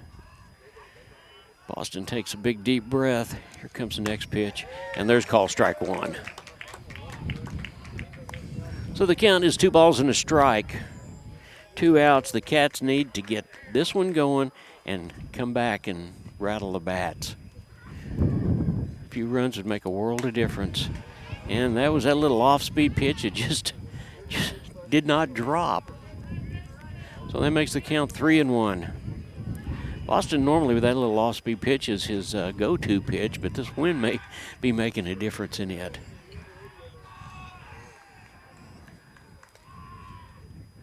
Pickoff move over to McInturf at first base. And now we're ready to go again. Comes the next pitch, and there is a foul ball out of play. Back up there on that top. Well, I lost it. Yeah, I did too.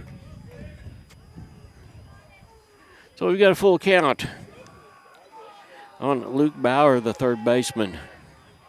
And there's a pickoff play, and the runner is going to get around to second base. That one got past McInturf. And then he got tangled up with Bollinger.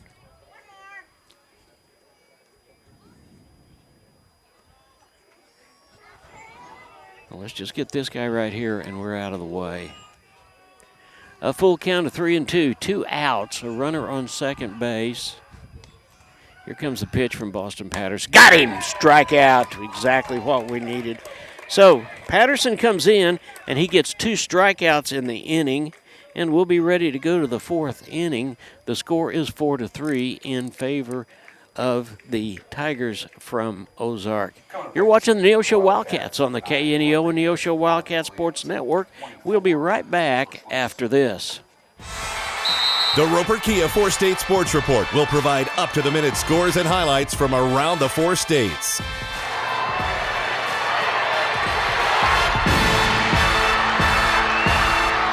With ultimate local coverage from all your favorite teams. The Roper Kia 4-State Sports Report, weeknights at 6 and 10 p.m. You found it, the ultimate car wash. The one that leaves your vehicle looking brand new every single time. Do we have a prep team that pre-washes? You bet. Over 300 ports applying soap to your vehicle? Yes, sir. 40 high-pressure nozzles providing over 2,500 PSI of pressure? Who wouldn't? Buff and dry features that dry your car along with combined 100 horsepower blowers? Try 150. Be careful, we might just blow you away. Alex Rodriguez, Hudson Williams in the top of the batting order for the Cats. Top half of the 4th inning. Cats are down by 1. They scored 3 in the first. They got the horse collar the 2nd and 3rd innings.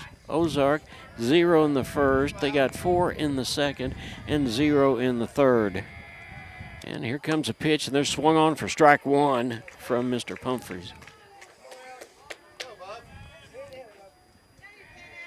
Rod steps back in. He got a base on balls his last time up, and that was a ball.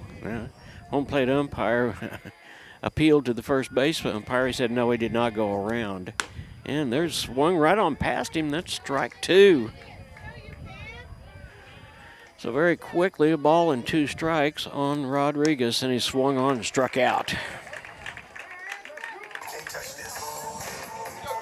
Here's Hudson Williams. And after Hudson Williams, it will be Versluis. Center of the box, number 1, Williams. Hudson struck out his first time up. And he hits that one, and it goes way back up there in that top parking lot. For foul ball, strike 1. Here comes Pumphrey's next pitch. It's called strike on the outside corner. Cooper Pumphrey just seems to be gaining momentum as the ball game goes on. Yeah. Comes the next pitch to Williams, and he fouls that one back off. And that one may be on a That's house. way up there. Yes, it was.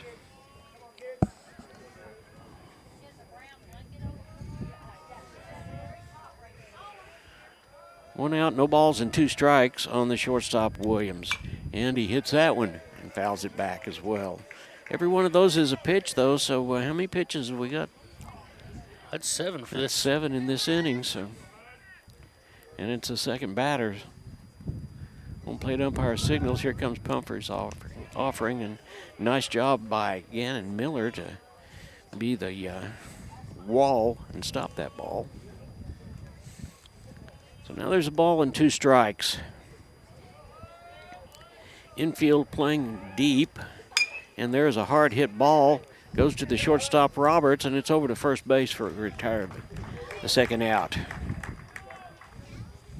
6-3, and just like that, there's 2 outs. Here's Finn Versluis.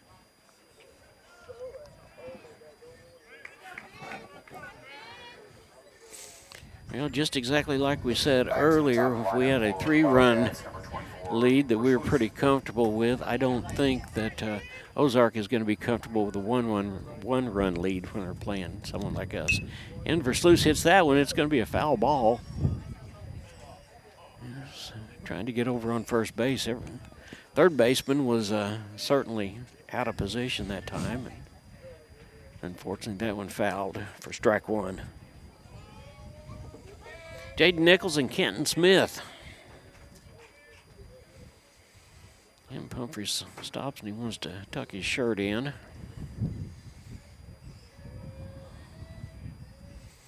Comes the second pitch.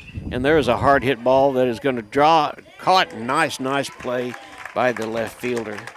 So Versluis can't get on anywhere, and he flies out to the left fielder, and it's 3 up and 3 down. And we go to the bottom half of the 4th inning, and the score is Neosho 3, the Tigers from Ozark 4. We'll be right back after this. You're watching the Neosho Wildcats on the KNEO and Neosho Wildcat Sports Network. McKay Quality Roofing is a proud supporter of KNEO Radio and the Neosho Wildcat Sports Network. They're located in their offices at 811 South Neosho Boulevard. They specialize in roof removal and replacement of residential and commercial properties. In order to serve you better, they have offices in Neosho, Cassville, and Grove, Oklahoma. Call McKay Quality Roofing at 417-455-3326 for a free quote, or go online at McKayQualityRoofing.com for more information. Go Cats!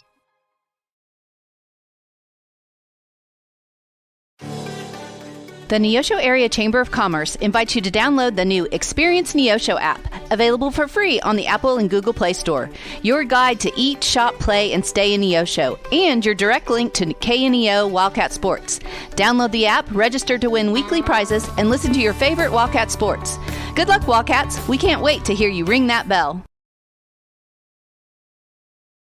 Bottom half of the 4th inning, Hudson Roberts, the shortstop. He walked in that 2nd inning and came around and scored.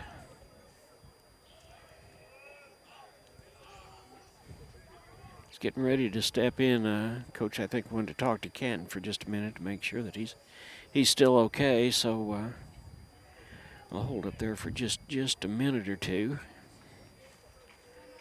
Roberts steps in from the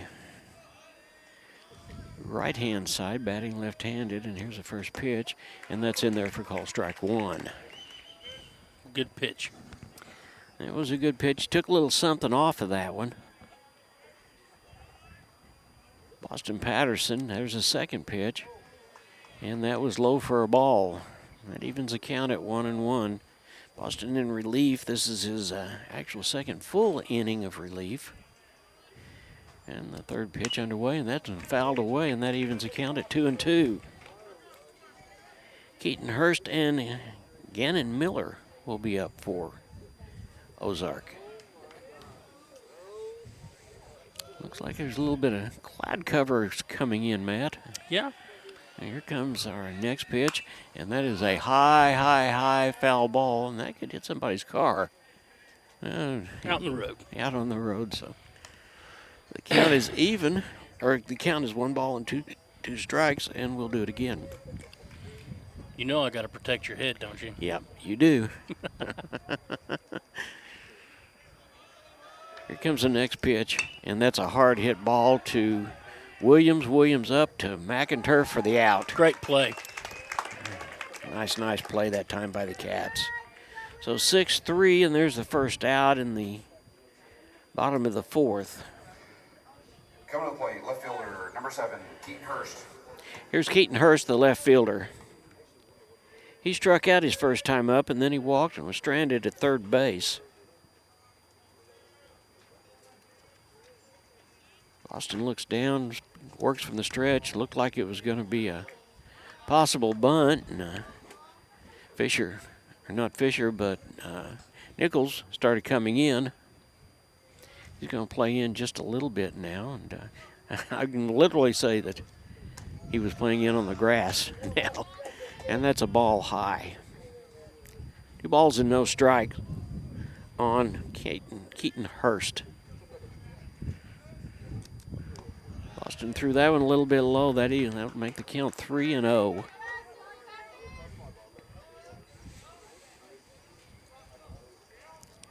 Cats have got some great opportunities ahead of them. There's a lot of innings left in this ball game, and there's the first walk.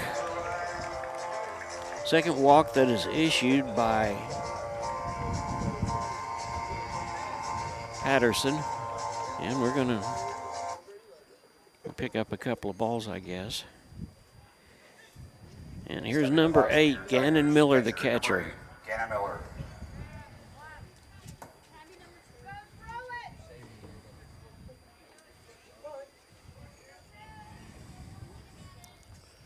Boston looks down toward second. There's the first pitch, and that's in there for call strike 1.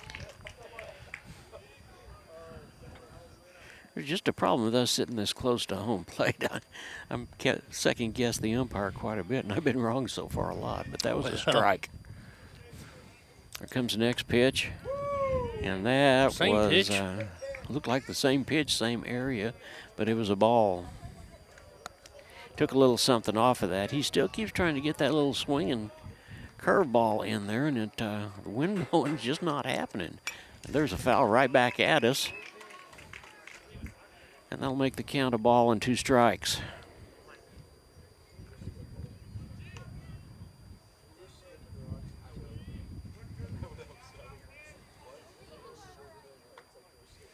Home plate umpire signals to Boston. He looks over at first base, looks back over there again.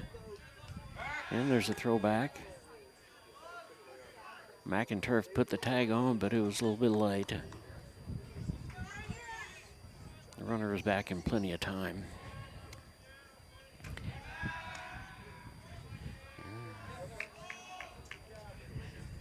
Keaton Hurst, the left fielder, is one over there that's causing so much problem over on first base. Boston looks down. Here comes the next pitch, and it hit him. So a hit pitch. Oh, wait a minute.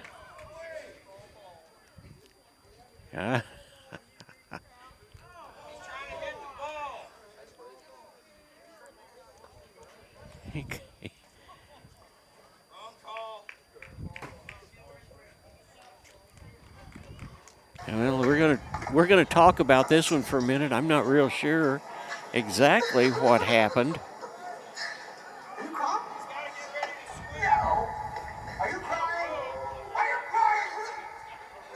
And Gannon is getting back in.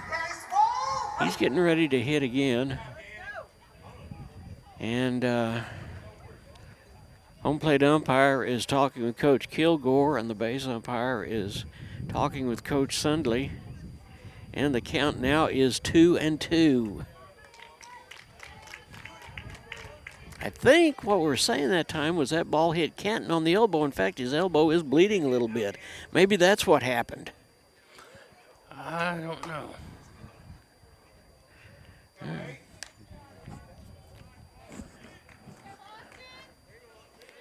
So Coach Kilgore is he's going to retire over to our dugout, and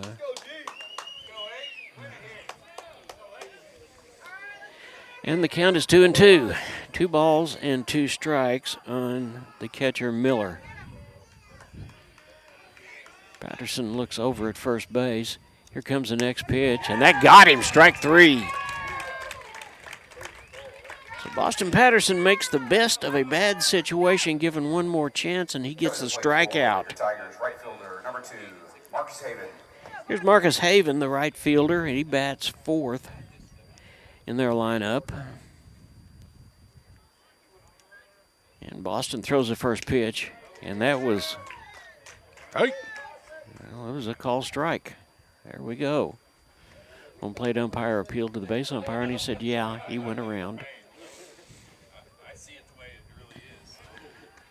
And it's a throwback over, and they thought that they had him that time, but that wasn't the case. And now the coach is going over, and he's, I don't know whether the first base came up or what happened. Yeah, it did. It popped up. Now he's calling the umpire over to look at it. There's been some interesting calls in this ball game so far, I'll tell you that. And a little field maintenance out there, I guess, now. And I don't know whether we're going to have to call somebody out to get a tool to dig that down in there for a little more, or what's going to happen, but everybody's kind of looking around. Well, I graduated, back in '97, and I played Little League in how long, and it looks like we're going to get a digging tool here. That's what used to happen whenever in Little League. Yep. Now that's exactly what happens. We're going to get a digging tool and we will get first base put back in place. Well, the Cats have got a chance to get out of the inning one more time now that we've dug that out. And there we go. Yeah, well, it's back in place again. So there's a ball and 2 strikes on Ryland Sutton, the first baseman.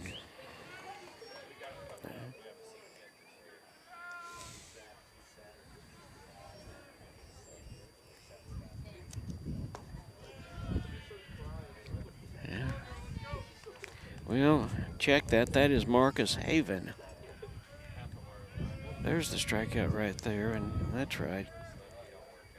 Here comes the next pitch, and there's a throw down to second base. And the runner's in safe.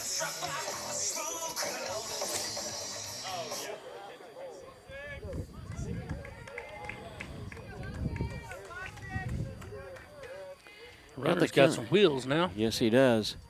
A ball and 2 strikes. There's 2 outs in the bottom of the 4th. Here comes a pitch from Boston Patterson, high for a ball.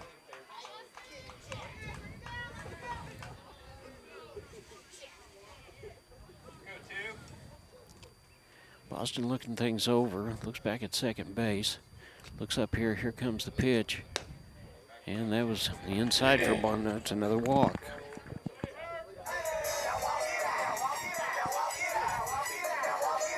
And here's Ryland Sutton. Still 2 outs. Force anywhere. Now stepping in the box for your Ozark Tigers, number 13, Ryland Sutton. Patterson working from the stretch, and there's the first pitch, and that's in there for called strike 1.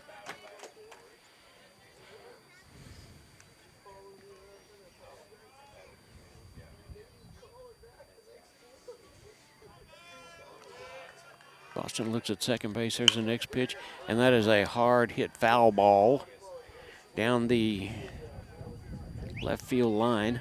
Wind helped that just a little bit, but that's strike 2. So there's no balls and 2 strikes on Ryland Sutton, the first baseman.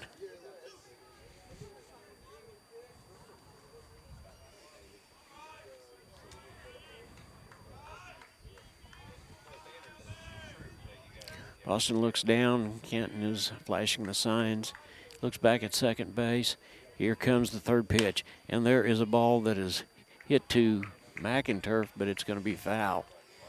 It took one hop in fair territory and went over the bag foul. So we'll come back and do it again.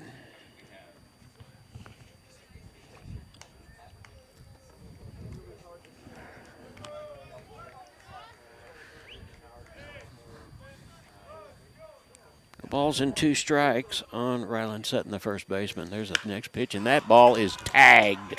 And that ball may be out of here. And it is not, but it is. It got back behind for Sluice, and he ends up with a triple. And 2-run score.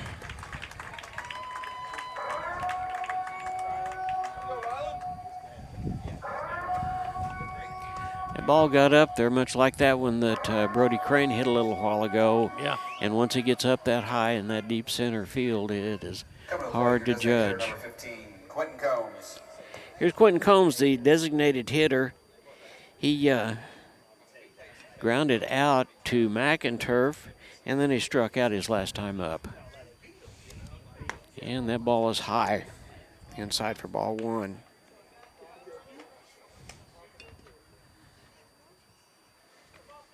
Boston Patterson on the mound for the Cats, and that one's in there for a ball.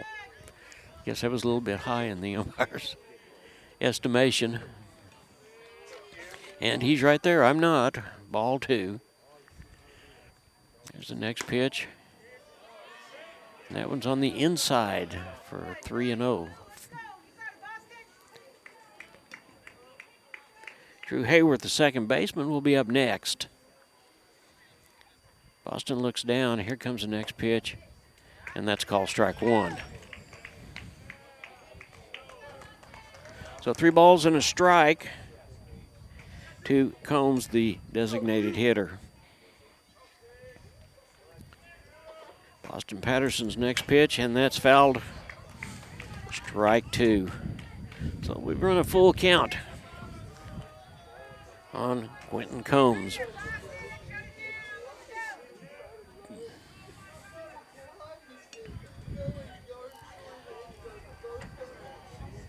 Score now is 6-3, and there's another foul ball back in favor of Ozark. Cats will be home tomorrow night, and they will take on the Blackhawks from Pea Ridge. It's a 5 o'clock start. We'll be on about 20 minutes till 5. Next pitch, and he walked him.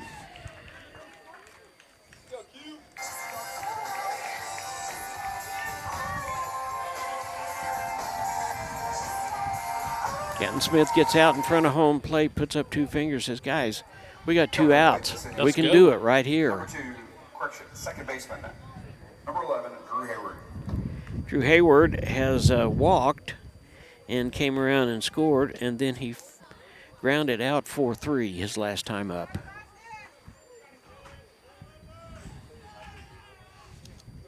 There's the first pitch, swung on, strike 1.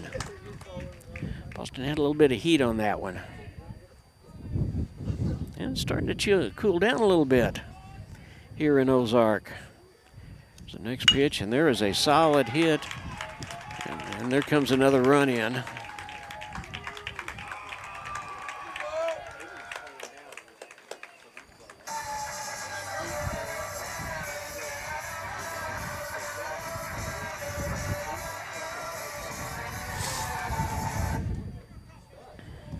Stepping in the box, your center fielder, number 22, Peyton Bollinger. Here's Peyton Bollinger, the center fielder. He came around and scored, and he was walked. He's walked twice tonight. There's the first pitch, and that is high and outside for a ball. Cats got to get their opportunities. They got to get out of this inning. Looked like that we had them down, and we were going to get out of the inning, but it certainly doesn't happen that way.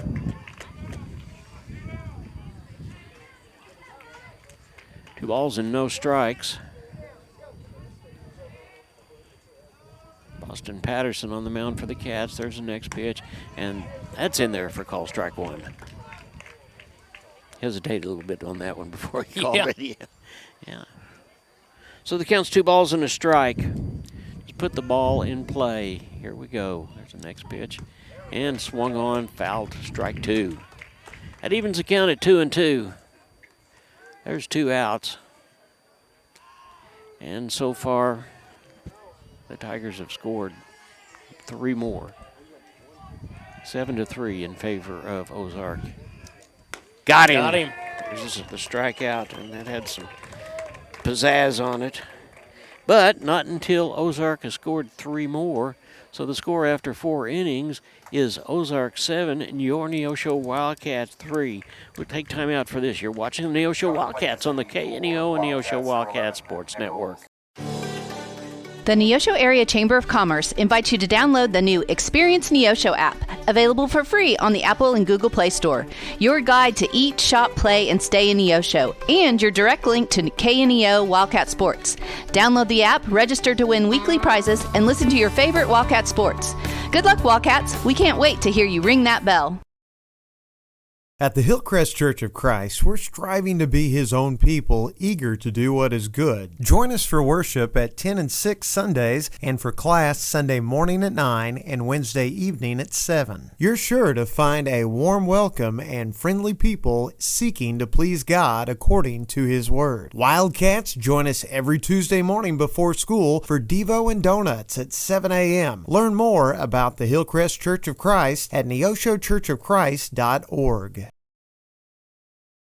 It's the top half of the 5th inning in Ozark, Missouri. The Cats are down by a score of 7-3. Here's Jaden Nichols. Jaden started things off for us in the first inning with a single, and he's hit another single in the second inning, so he's 2 for 2.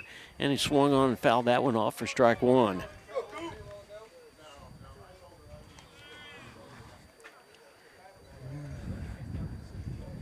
Wind is still blowing, and it's blowing pretty hard, but other than that, it's a beautiful, beautiful evening.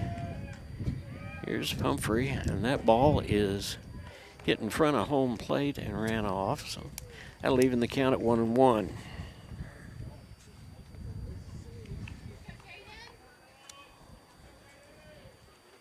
Nichols, Smith, and Jennings up for the Cats. Here comes his next pitch. And he hits that ball head on into the second baseman and for the out. Jaden has hit the ball and hit it well, but that one was right at the second baseman for a 4-3. And there's the first out of the fifth inning. Here's senior catcher Canton Smith.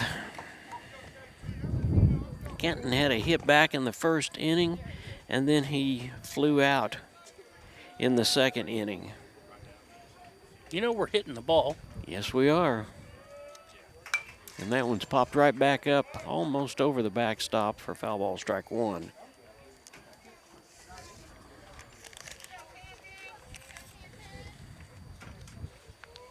Here comes the next pitch from Pumphrey, and there's a hard hit ball at left fielder's under it, and he makes the play. So there's the second out. The Cats are hitting the ball. That one was hit hard, but it got up in that wind, and the wind held it back long enough for Canton Hurst to get underneath it and make the catch.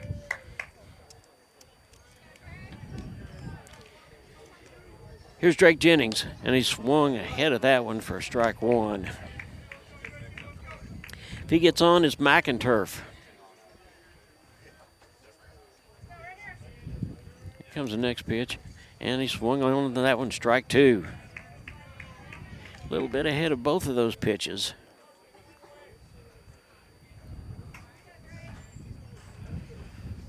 Humphreys from the windup and got him, strike three.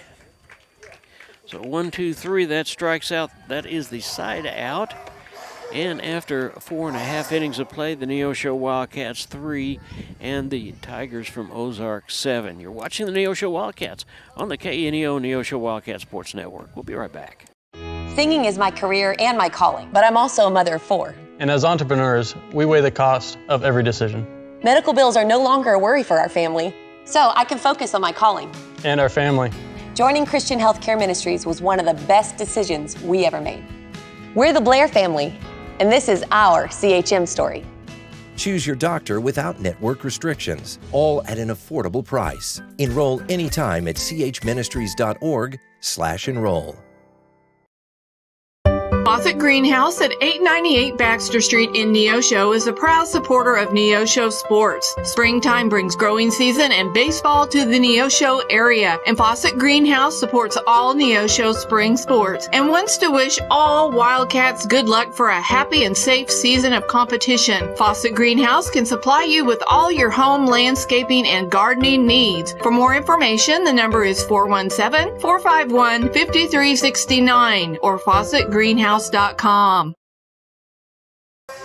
Bauer, Robert, and Hurst come up for the Tigers in the bottom half of the fifth inning.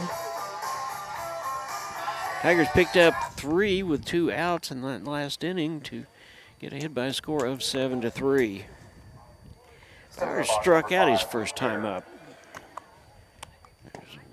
Pitch low and inside for a ball.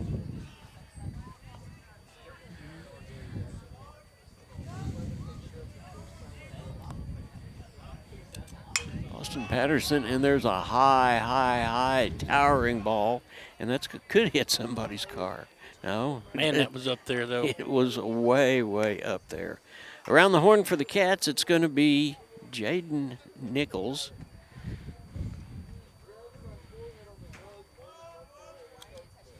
Well, that was high and outside. Hudson Williams, Jaden Fisher, and Lim McInturf. On the mound for the Cats is Austin Patterson. And there was that off-speed curveball that just does not seem to be working. That's ball 3. 3 balls and a strike. And there's ball 4.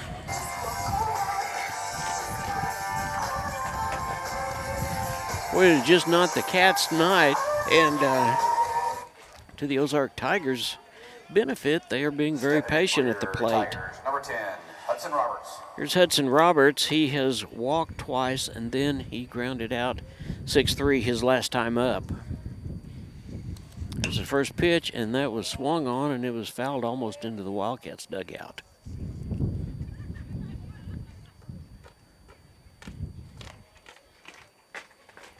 There will be a JV ball game after this, and we want to remind you to be with us tomorrow night as the Pea Ridge Blackhawks come to town. And we will be in Joplin next Tuesday, and on Thursday, Republic comes to Neosho, so there's still a lot of baseball left to play. Oh, yeah.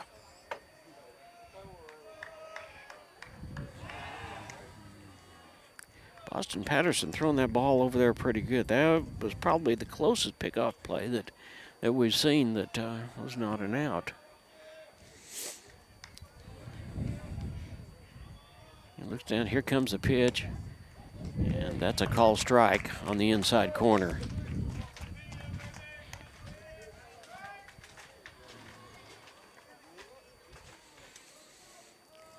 Boston looks over, he wants to hold the runner as much as he can, and there's a foul ball out of play. And that'll make the count, no balls and 2 strikes.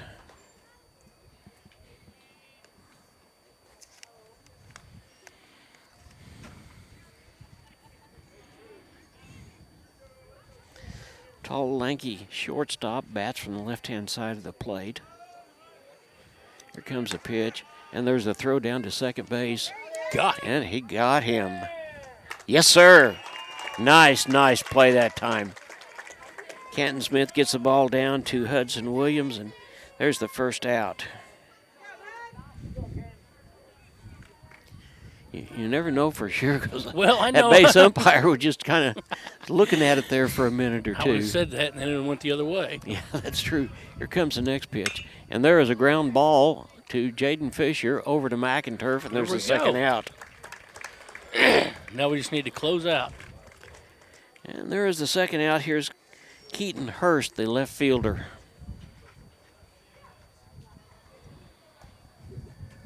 Coming to play for your Tigers, number 7, Keaton Hurst.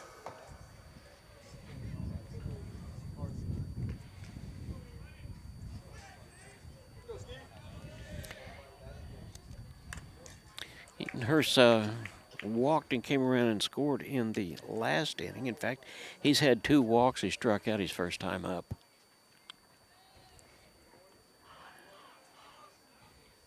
Boston Patterson looks down, takes a big deep breath, and there is a solid hit, but it's going to go to Fisher. Fisher up with it and over to McInturf. Got him, yes sir.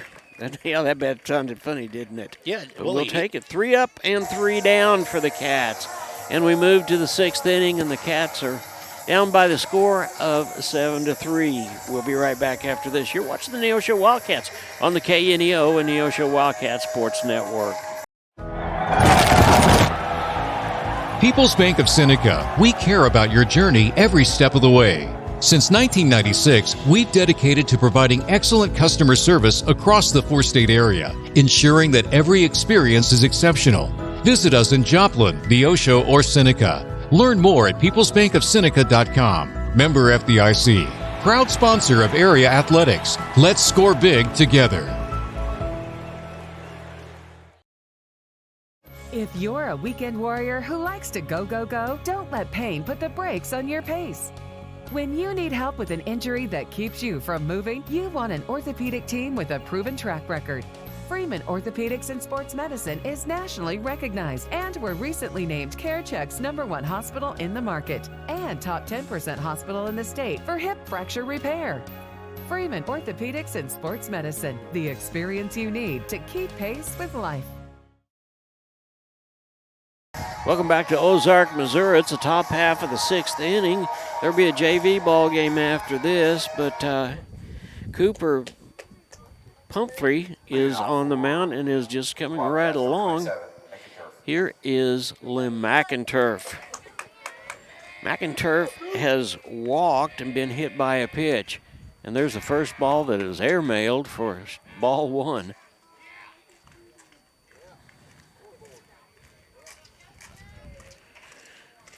Humphrey on the mound. He takes no time. He takes no time. He is right all over it. And there's a ball on the outside corner. Gannon Miller, the catcher, kind of shakes his head a little bit and couldn't believe that was a ball, but that's ball 2 on McInturf. And there is ball 3. And Miller just kind of holds on to the ball for just a minute, and he can't believe it. And home plate umpire motions it was outside. So 3 balls and no strikes, and here comes the 4th pitch. And there's call strike 1. After McInturf will be Crane and Fisher.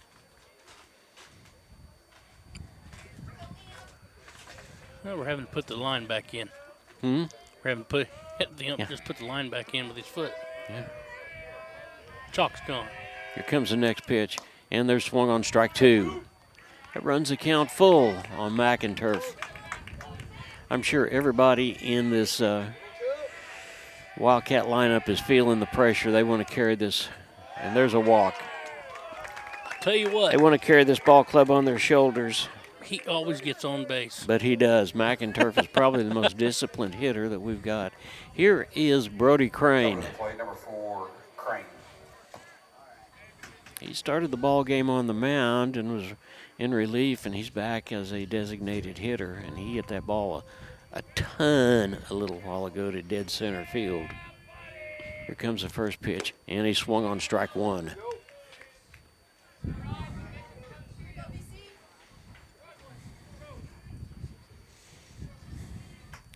Crane waves that bat up in the air. Here comes the next pitch, and that's ball on the inside. That evens the count at 1-1. McInturf on first.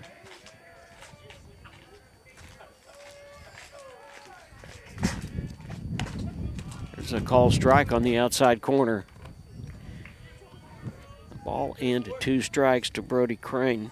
Jaden Fisher, Alex Rodriguez, and Hudson Williams up for the Cats in this inning.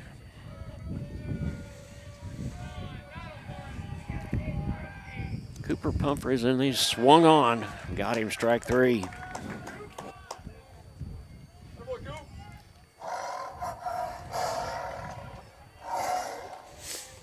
And there's Jaden Fisher. Jaden had a double his first time up.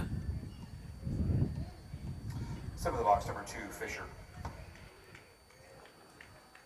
Stands in there and waves that bat just a little bit. Here comes a pitch from Cooper Pumphrey, and that's a ball low.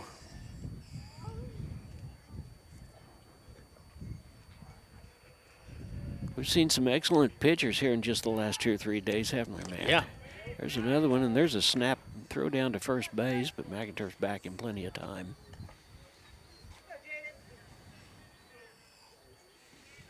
Humphreys has been fun. He's been pretty fun to watch. Yes, he has. He looks kind of over at first base. Here comes a pitch, and there's a called strike on the outside corner. And the Neosho faithful really do not like that call. But there's a ball and 2 strikes. Here comes the 3rd pitch underway, and there is a solid ball that is hit down the first baseline, and it's a foul ball. Whew. That ball, if it had been fair, would have. We could have advanced. We could have done well. That's right. So we'll come back and do it again. 2 balls and 2 strikes on the second baseman, Jaden Fisher. He stands in there and wiggles that bat. He just protects the bat, and there's a ball that's hit to third base, and it's a errant throw down from third base to second base, and everybody is safe. There we go. And Fisher is on with the fielder's choice. And here's Alex Rodriguez. He walked his first time up and is struck out. Now coming to the plate, number 9, Rodriguez. And at this point, we're going to have number 10 come in as a pinch runner. And I'll tell you who that is as soon as I can get some of my stuff out of the way. That is Blaine Patterson. Yeah. Yeah, that's who we thought it was. Get a little bit of speed on the base. There is one out.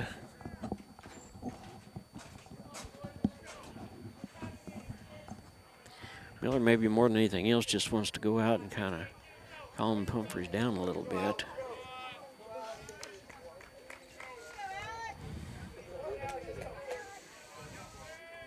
Well, the kind of speed we've got, we may have a little something on here now. Oh, yeah. And that's why they bring him out here. That's right, Patterson, right back over there. And Fisher kind of looking over. Swung on for a call for strike one. Just blew it right past him.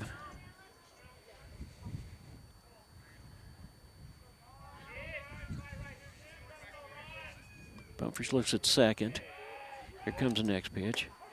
And that is call strike two on the outside corner.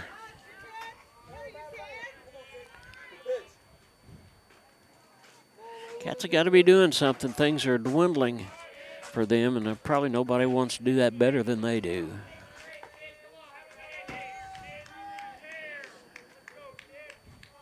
Comes the next pitch, and swung on.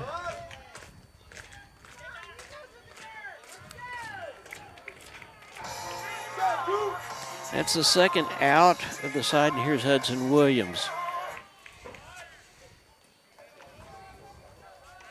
Hudson the other night against Mount Vernon was the hero of the ball game. He had a walk-off inside the park grand slam.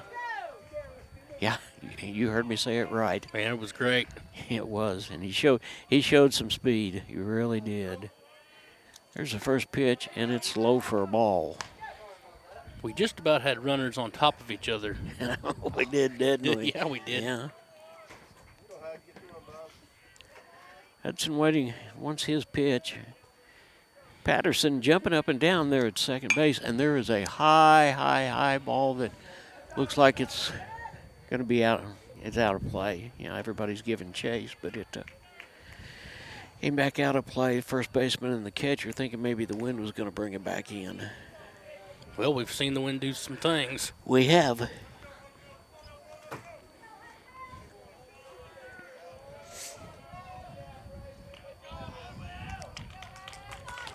Hudson steps in. Here comes the next pitch from Humphreys.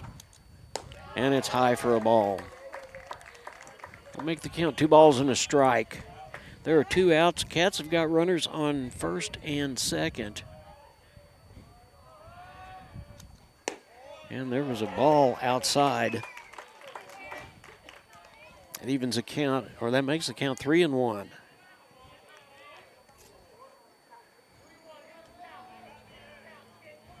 See if the Cats have got something, a little something going on right here. We'll see. Hudson will probably look at a pitch, and there's a Pumphrey steps off the rubber and turns around. And we had a ball to the count, so that is ball 4. I'm not sure exactly what that was, but we will accept it, and that loads the bases.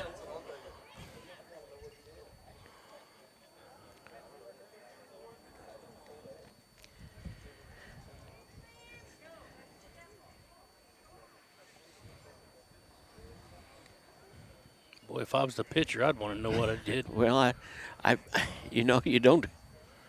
I would think I would want to know too, but apparently he's happy to let his coach try to sort that whole thing out. And Justin Sundry is over there spending quite a bit of time talking to the base umpire about that. Top of the batting order is up. Finn for Sluice. Finn has struck out twice, and he's flied out to left field. And now the base umpire is going to go over and explain it, which is what he should do. Absolutely, yeah. That's right. Explain to the pitcher exactly what's going on and what he did. Keep him from having to Google that tonight. Yeah. And looks like Humphreys is trying to plead his own case there for a minute or two. But anyway, the bases are loaded. Here's Finn for Sluice. Now we call. Yeah, he called timeout, and apparently, I guess we're going to discuss that again just for a little bit, and we're going to see exactly. Well, the coach is coming out, but he's spending more time talking to the base umpire than he is anybody else. And now he's looking at his players. Maybe he's explaining to them what happened. That's very possible. Very possible, but in any case, the Cats have got the bases loaded. Yep. And a great opportunity was for Sluice up and Nichols on deck.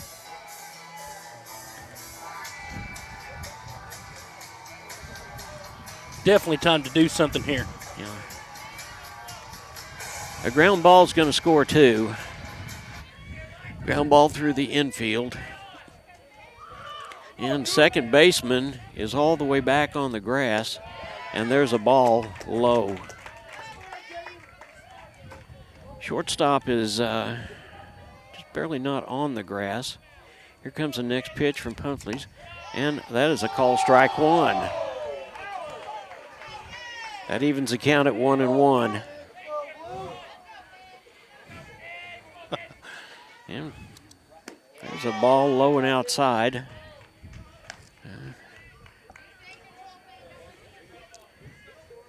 Pumphrey continuing to work at a fast pace regardless of what's going on. Here comes the next pitch underway, and there's a high foul ball. It's going to be out of play. And that's strike 2.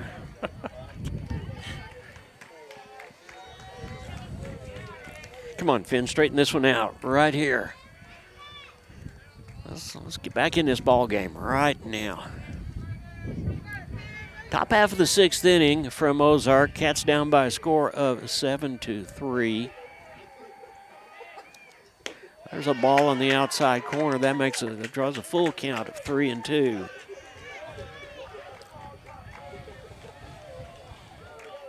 Jaden Nichols, who's had 2 hits in this ball game, and there's a ground ball that is hit to the shortstop, and he's going to have to figure out what to do with it, and he's safe.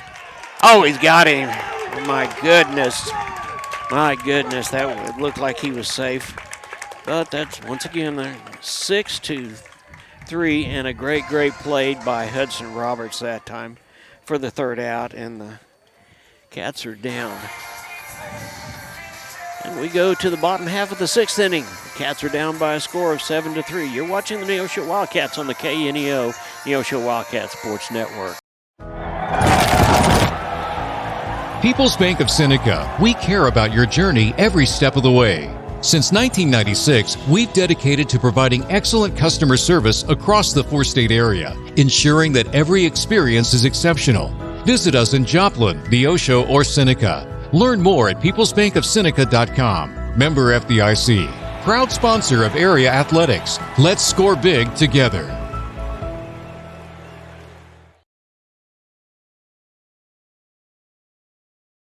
You've got to have someone that understands what you are doing as a mission. Community bankers are important that way because they understand the community relationships that we have to form to be successful. I feel like First Community Bank and Myers-Davis, our cultures are so similar. It is all about relationships. It's a real boon to our community to have a bank like First Community to be supportive of so many things. They're willing to take a chance on entrepreneurs, which is helpful to make the community grow.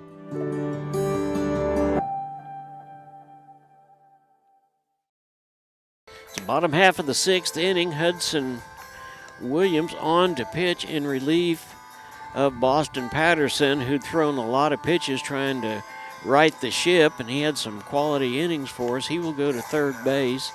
Jaden Nichols will go to shortstop, and we'll be ready to get this ball game underway. Hudson came on in that ball game against Kickapoo the other night and pitched, I think he pitched 2 innings in that ball game, so we're kind of working our pitchers around.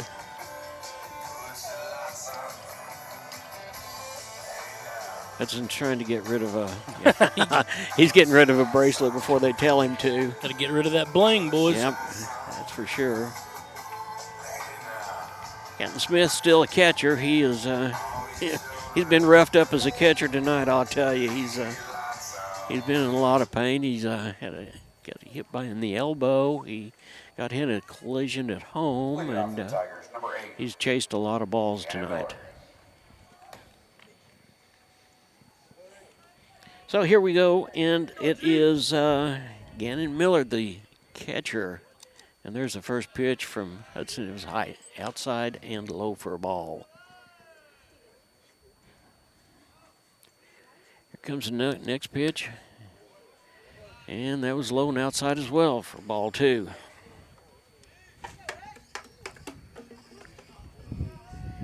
Wind up in the pitch, ball 3.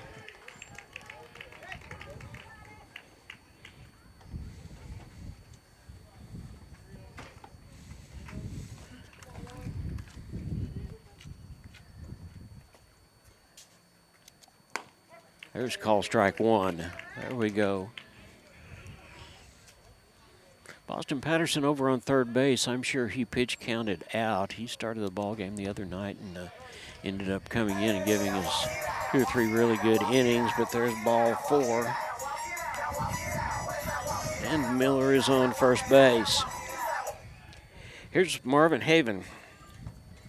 Coming to the plate, Marcus Haven. number 2, Marcus Haven. He has walked twice and come around and scored 1 time. Number 21, Trey Burton, pinch running. Trey Burton over pinch running for Gannon Miller. There's the first pitch, and it's outside for a ball.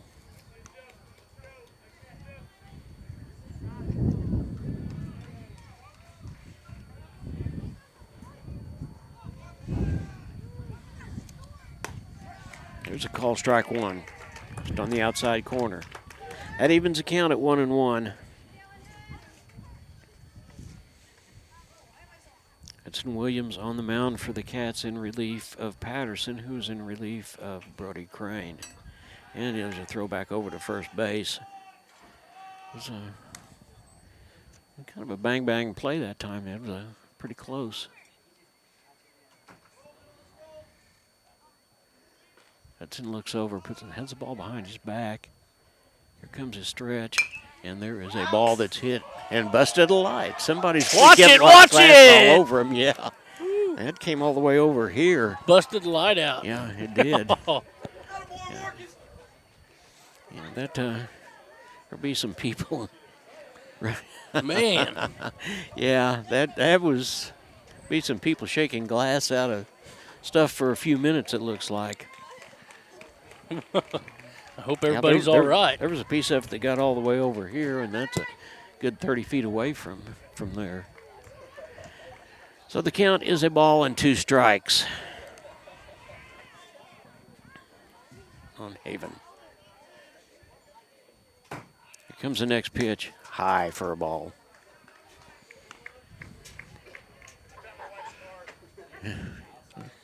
That guy's got one nice mustache, by the way. He does, and he's going to go up and kind of try to clean that mess up a little bit. Here comes the next pitch, and that was a little bit outside for a ball. Looked like that Haven was trying to bail out on that one just a little bit. Yeah, nice handlebar mustache. Yeah. Don't see those very often. No, you sure don't. Hudson looks down, looks over at first base. Here comes the pitch. And that was a ball on the outside, so we've got 2 men on base. And here's Ryland Sutton. I realize our pitchers want to try to overpower, but if we can put the ball in play and let the defense handle it, so far the defense has done a good job tonight. Yeah, they've done a real good job. Yeah.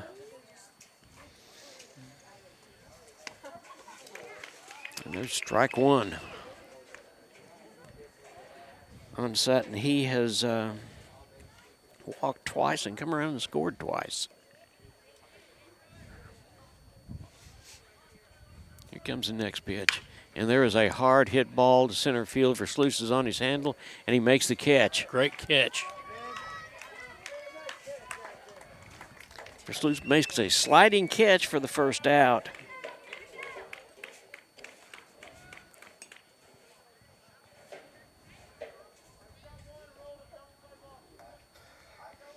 Coming to the plate, the DH hitter, number 15, Quentin Combs. There's one out, and infield is at double play depth. Combs walked his last time out. He was out one unassisted and struck out. There's the first pitch. And it was just a little bit outside for a ball.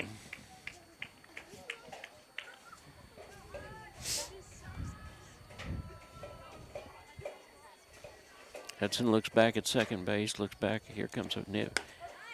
And that's a call strike. So that evens the count at 1-1 for Quentin Combs, the designated hitter.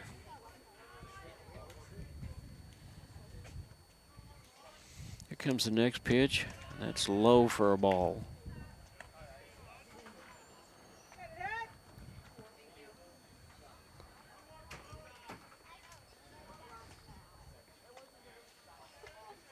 Hudson looks back at second base, Here comes the stretch and the pitch, and there's a ball hit to Jaden Fisher, and he throws over to second base, but the runner's back in plenty of time, but there's the second out.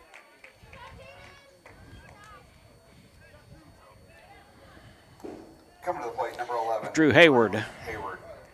Drew Hayward has scored once on a base on balls. He had a base hit in the 4th inning, and he grounded out 3-4. So he's had a pretty busy evening so far. And there's a hard hit ball that is over to Patterson, and Patterson steps on third base for the play. So the Cats get out of the inning with no scores, but the score remains 7-3 in favor of Ozark, and the Cats are coming back for their top half of the 7th inning. You're watching the Neosho Wildcats on the KNEO and Neosho Wildcat Sports Network. We'll be right back. At Calvary Neosho, we aren't your grandmother's church, because she lives in Akron, Ohio, and that would be a terribly long commute for church. But if she did live in Neosho, we at Calvary would be delighted to have her come visit us. And since you live here, we would definitely like you to come visit us. Then, when your Nana comes to visit for Christmas, you can bring her to church and introduce us to her. We're sure she is a delightful lady. You can find us at Facebook/Calvary Neosho, or join us in person at 3650 Oak Ridge Extension. We gather for worship Sundays at 10:30 a.m. Calvary Neosho. Not your grandma's church, but we'd sure like to meet her. Locally owned, operated, and here for you. Check out the new face of the Neosho Daily News, covering Newton County, highlighting area residents, businesses, school news, sports, and more. Find us on Facebook at Neosho Daily News or call 417-451-1520. Go get 'em, Wildcats!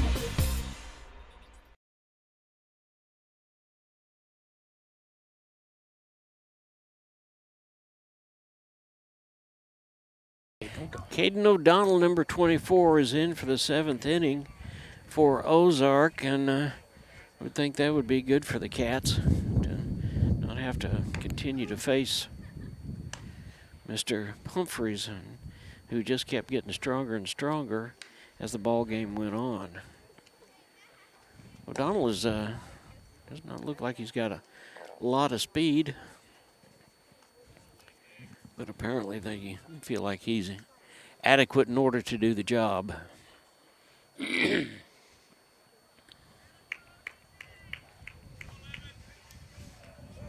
we'll start the inning with Jaden Nichols. Leading off for Neosho, number 11, Nichols. Need a big rally right here. Yeah, Cats could use a big rally right here. And here comes the first pitch from O'Donnell, and it's a ball. Low and outside. Looks like he's trying to, the way he flings his wrist, he's trying to throw a little bit of a curveball. We'll see. And here comes the next pitch. And the ball hit right to the first baseman, and he takes a hop over, and Nichols is on again. So the Cats have got something going in the top half of the 7th inning.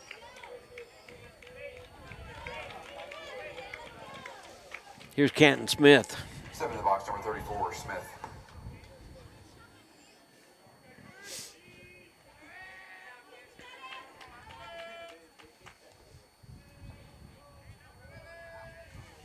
Canton Steps in, takes a big deep breath.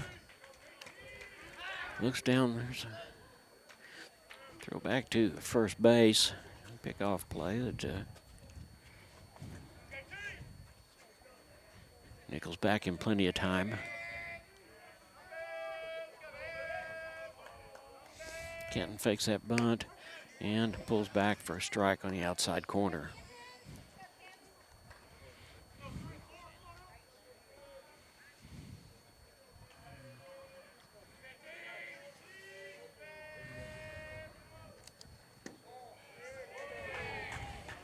There's a ball that was low.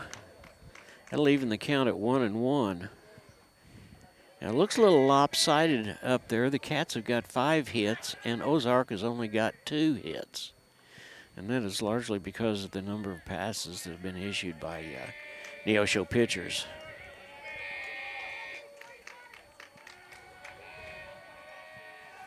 Kenton steps back in. And there's a ball low and outside. I'll make the count 2 balls and a strike.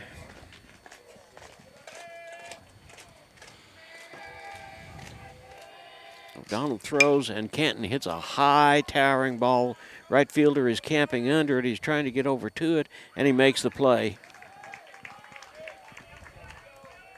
So Kenton hits the ball to right field, and Marcus Haven made the play.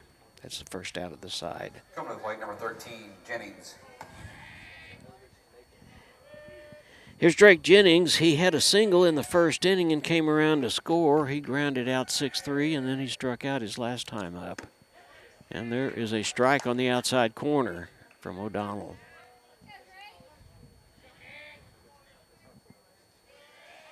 McInturf is up after Jennings. And there goes Nichols, and he gets second base. He could have stood up. That ball got away from the catcher.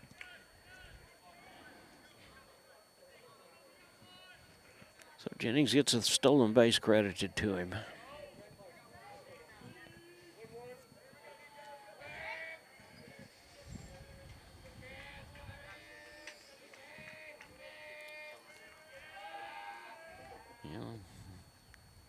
O'Donnell steps off the rubber for just a minute, and Jennings steps out. He's back in now. We're ready to go. Cats need a big inning. Get back in this ball game. And there was a swung on. It caught the umpire's We're going chest gear. Yeah. Going to check the ump here. Yeah. So he's hitting his chest gear. Said, "No, I'm okay." So there is a ball and 2 strikes. Now on Drake Jennings.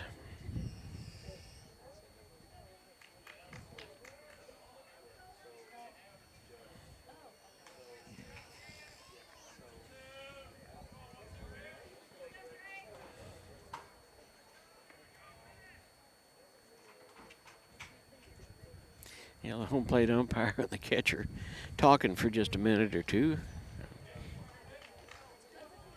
I guess they're checking on each other. Yeah, I guess so, and that's fine. So Jennings steps back in, and Odell is ready. Here comes the pitch, and that's ball on the outside low. That evens the count at 2-2. Lim McInturf and Brody Crane up in this inning, should we get that far. He looks back. Here comes the pitch underway, and there is a high ball that center fielder's calling for it. The right fielder or the left fielder's calling for it. Center fielder comes all the way around and makes the play, so there's 2 gone.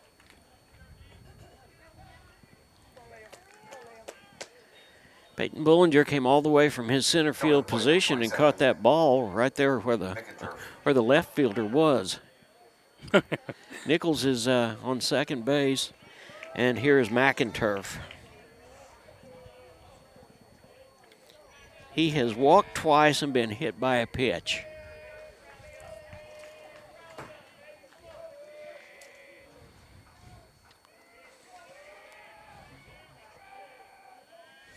And he's going to step back off the mound for a minute.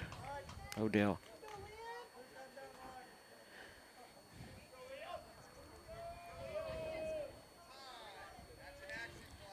Steps back off again. He's going to wait just a minute or two. And I'm not real sure what he's waiting on, but No.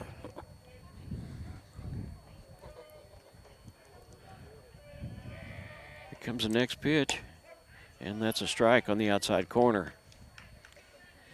Leaving the count at 1-1. There's 2 outs. The Cats have got to do something right now, or it's over and we start our JV ball game. There's call strike 2 on the outside corner. So the count is 1-2. 2 outs, top half of the 7th. Runner on second base for the Cats. And that was ball low and outside. It evens the count at 2-2.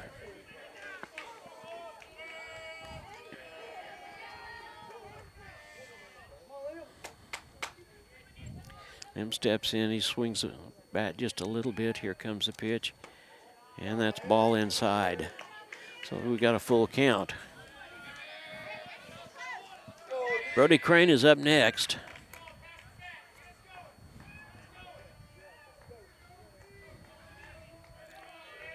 Here comes the pitch.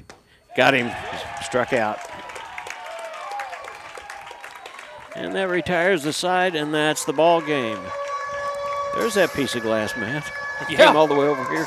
Neosho Wildcats lose it. They lose their second in a row by a score of 7-3. They are now 13-4, and Ozark is 15-4. We'll be shaking hands, and we'll be back. We have the post-game show that is brought to you by Arvest Bank. We want you to stay tuned for that because we'll be talking with Coach, and we'll see what he has to say about tomorrow night. You're watching the Neosho Wildcats on the KNEO and Neosho Wildcat Sports Network. We'll be right back after this. If you're a weekend warrior who likes to go, go, go, don't let pain put the brakes on your pace. When you need help with an injury that keeps you from moving, you want an orthopedic team with a proven track record.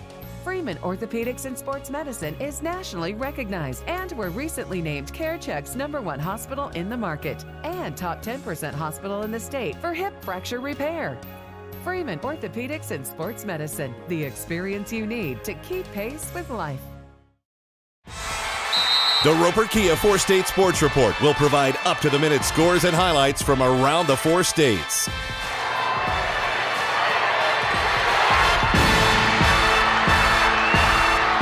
With ultimate local coverage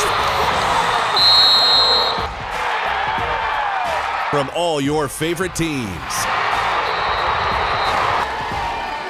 The Roper Kia 4-State Sports Report, weeknights at 6 and 10 p.m.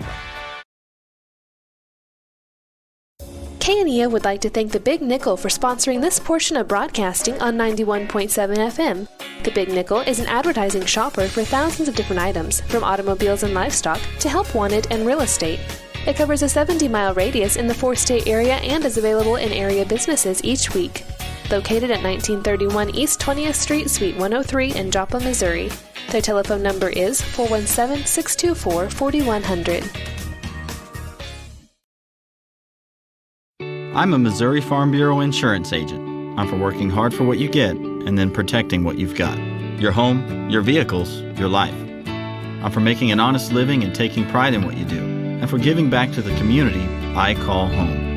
I'm for serving my clients with the respect and dignity you would expect from the farmers that started this company. And though I know you probably hope you never need me, I'm here for you when you do. I'm a Missouri Farm Bureau insurance agent, and if you're a Missourian, I'm for you. I am Josh Dotson with Missouri Farm Bureau Insurance Services. If you're in Missouri, I'm for you. From Ozark, Missouri, welcome back to the post-game show. The post-game show is being brought to you by Arvest Bank in Neosho, where we believe in the power of serving others. Some small businesses to agriculture. Whether you're looking for someone to help manage your mortgage or an expert in wealth management, we got you covered. You deserve a financial partner who cares and can help you reach your financial goals. Arvest Bank, proud to call Neosho home.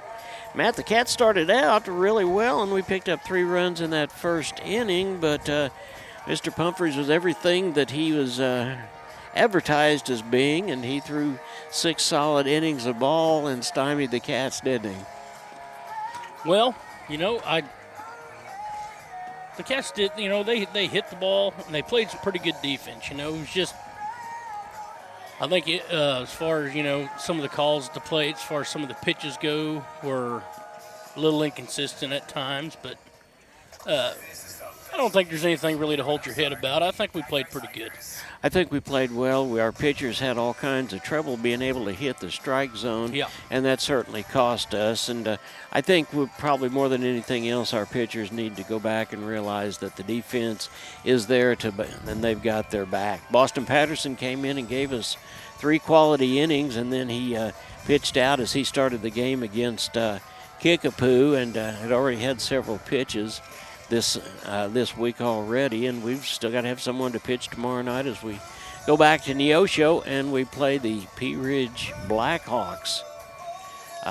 Had a couple of really nice hits. Brody Crane hit one to dead center field that probably, had the wind not been blowing, would have been out of the park. Yeah. And center fielder was unable to come up with it, and he ended up with a stand-up double. Jaden Fisher started the ball game. Jaden Fisher had a double for us as well, but starting the ball game was Jaden Nichols, and he hit the ball in the right center power alley and got us going. I mean, the runs that we got in the first inning were on 3 base hits, so we had the ability to tag Mr. Pumphrey pretty good before he settled down and got to where he wanted to be. Tough week for the Cats so far. Now we've lost 2 ball games and won 1. We'll go back home tomorrow night and we'll play the Pea Ridge Blackhawks. We'll take a little bit of time off, and we will be in Joplin on Tuesday night. We're going to take another time out. You're watching the Neosho Wildcats on the KNEO and Neosho Wildcat Sports Network. We'll be right back after this. At ProLube Tire and Auto Center, we know what it means to rely on your vehicle. We race all year and know how to get that extra inch out of every part. Precision, quality, and reliability are not just words to us. It's what we do every day. We know you rely on your vehicle to perform for your family. From oil changes to full-on repairs, ProLube gives you the best racetrack team experience so you can be worry-free. ProLube Tire and Auto Center, where we get it right on the road and the track. Today's Wildcat game is brought to you by Edgewood Bowling Center of Neosho, Missouri. Located at 2811 Gardner Edgewood Drive, they now have new synthetic lanes for adult and children bowling leagues and a smoke-free environment. They also have a certified pro shop and hosting for private parties. They offer Cosmic Glow Bowling on Fridays and Saturdays after 8 p.m. To learn more about Edgewood Bowling Center and their leagues for adults and children, the phone number is 417-451-4505.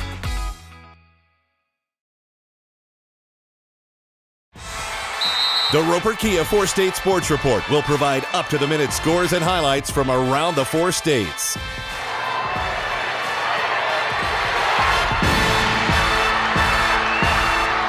With ultimate local coverage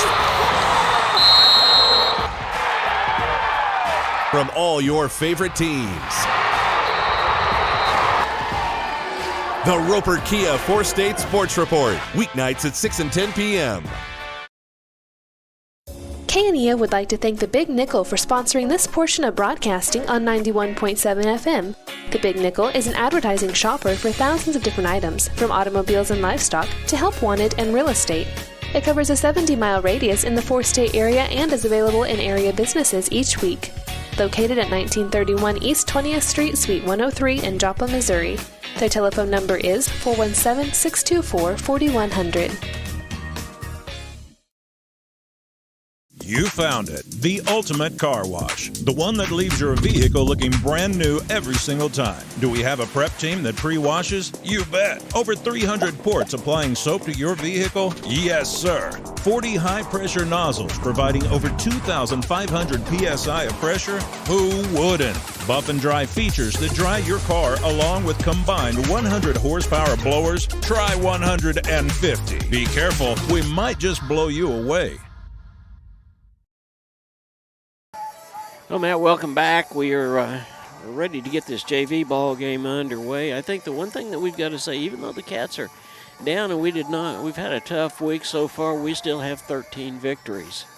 And yeah, we've got 4 losses now, but we've got 13 victories, and this team can come back. This team can play the way that they know that they've exhibited from the time that they went to Florida till the time they came back around. It's just a matter of our pitchers realizing that they can put the ball in play, and the defense is going to take care of them and are going to watch over them. You know, having said that, yeah, we got 4 losses, but it's time to move on. It is. And worrying about that's only going to hold us back. So, you know, I'd look for tomorrow coming right back in and playing hard. Yeah, I think we come back in and we play hard. Then we've got Saturday, Sunday, Monday, and then we go over to Joplin. And Joplin is no slouch in themselves, but we have an opportunity to see some fresh people and some fresh looks and an opportunity for a very, very winnable ball game. Not that this wasn't a winnable ball game. It most definitely was. It just was not in the cards for the Cats tonight. But there's still a whole lot of baseball to play, and we're going to see what we can do. Reach down deep inside and pull ourselves back out of it and move forward. We're waiting for Coach to come this way in just a minute or two, so we'll take another time out. We'll be back. You're watching the Neosho Wildcats on the KNEO Neosho Wildcat Sports Network. Family Market, located at 201 North Neosho Boulevard, is your friendly hometown grocery store with delicious deli and the best selection of fresh meats and beautiful produce. Family Market can also take care of all your catering needs. Whether your upcoming event is big or small, Family Market can handle it all. Call 451-0057. That's 451-0057. Check out the Family Market Facebook page for weekly specials. Go Wildcats from Family Market of Neosho. I'm a Missouri Farm Bureau insurance agent. I'm for working hard for what you get and then protecting what you've got. Your home, your vehicles, your life. I'm for making an honest living and taking pride in what you do, and for giving back to the community I call home. I'm for serving my clients with the respect and dignity you would expect from the farmers that started this company. And though I know you probably hope you never need me, I'm here for you when you do. I'm a Missouri Farm Bureau insurance agent, and if you're a Missourian, I'm for you. I am Josh Dotson with Missouri Farm Bureau Insurance Services. If you're in Missouri, I'm for you. Well, it looks like Coach Kilgore is being detained somewhere else, and we don't want to certainly take up any more of his precious time than that. So we'll end it up right here. Ozark beats us by a score of 7-3. We go back home and we play Pea Ridge Blackhawks tomorrow night. The first pitch is going to be at 5 o'clock, and we'll have the pregame show on about 20 minutes until 5. So for John Ball, Matt Ball, till we see you tomorrow night, go Cats! Welcome to Neosho Wildcat Baseball, live on KNEO.org. This broadcast is a sporting outreach of the KNEO Sports Network. You're now locked into the official pregame show of the Neosho Wildcats. Now let's go to the game site for all the action.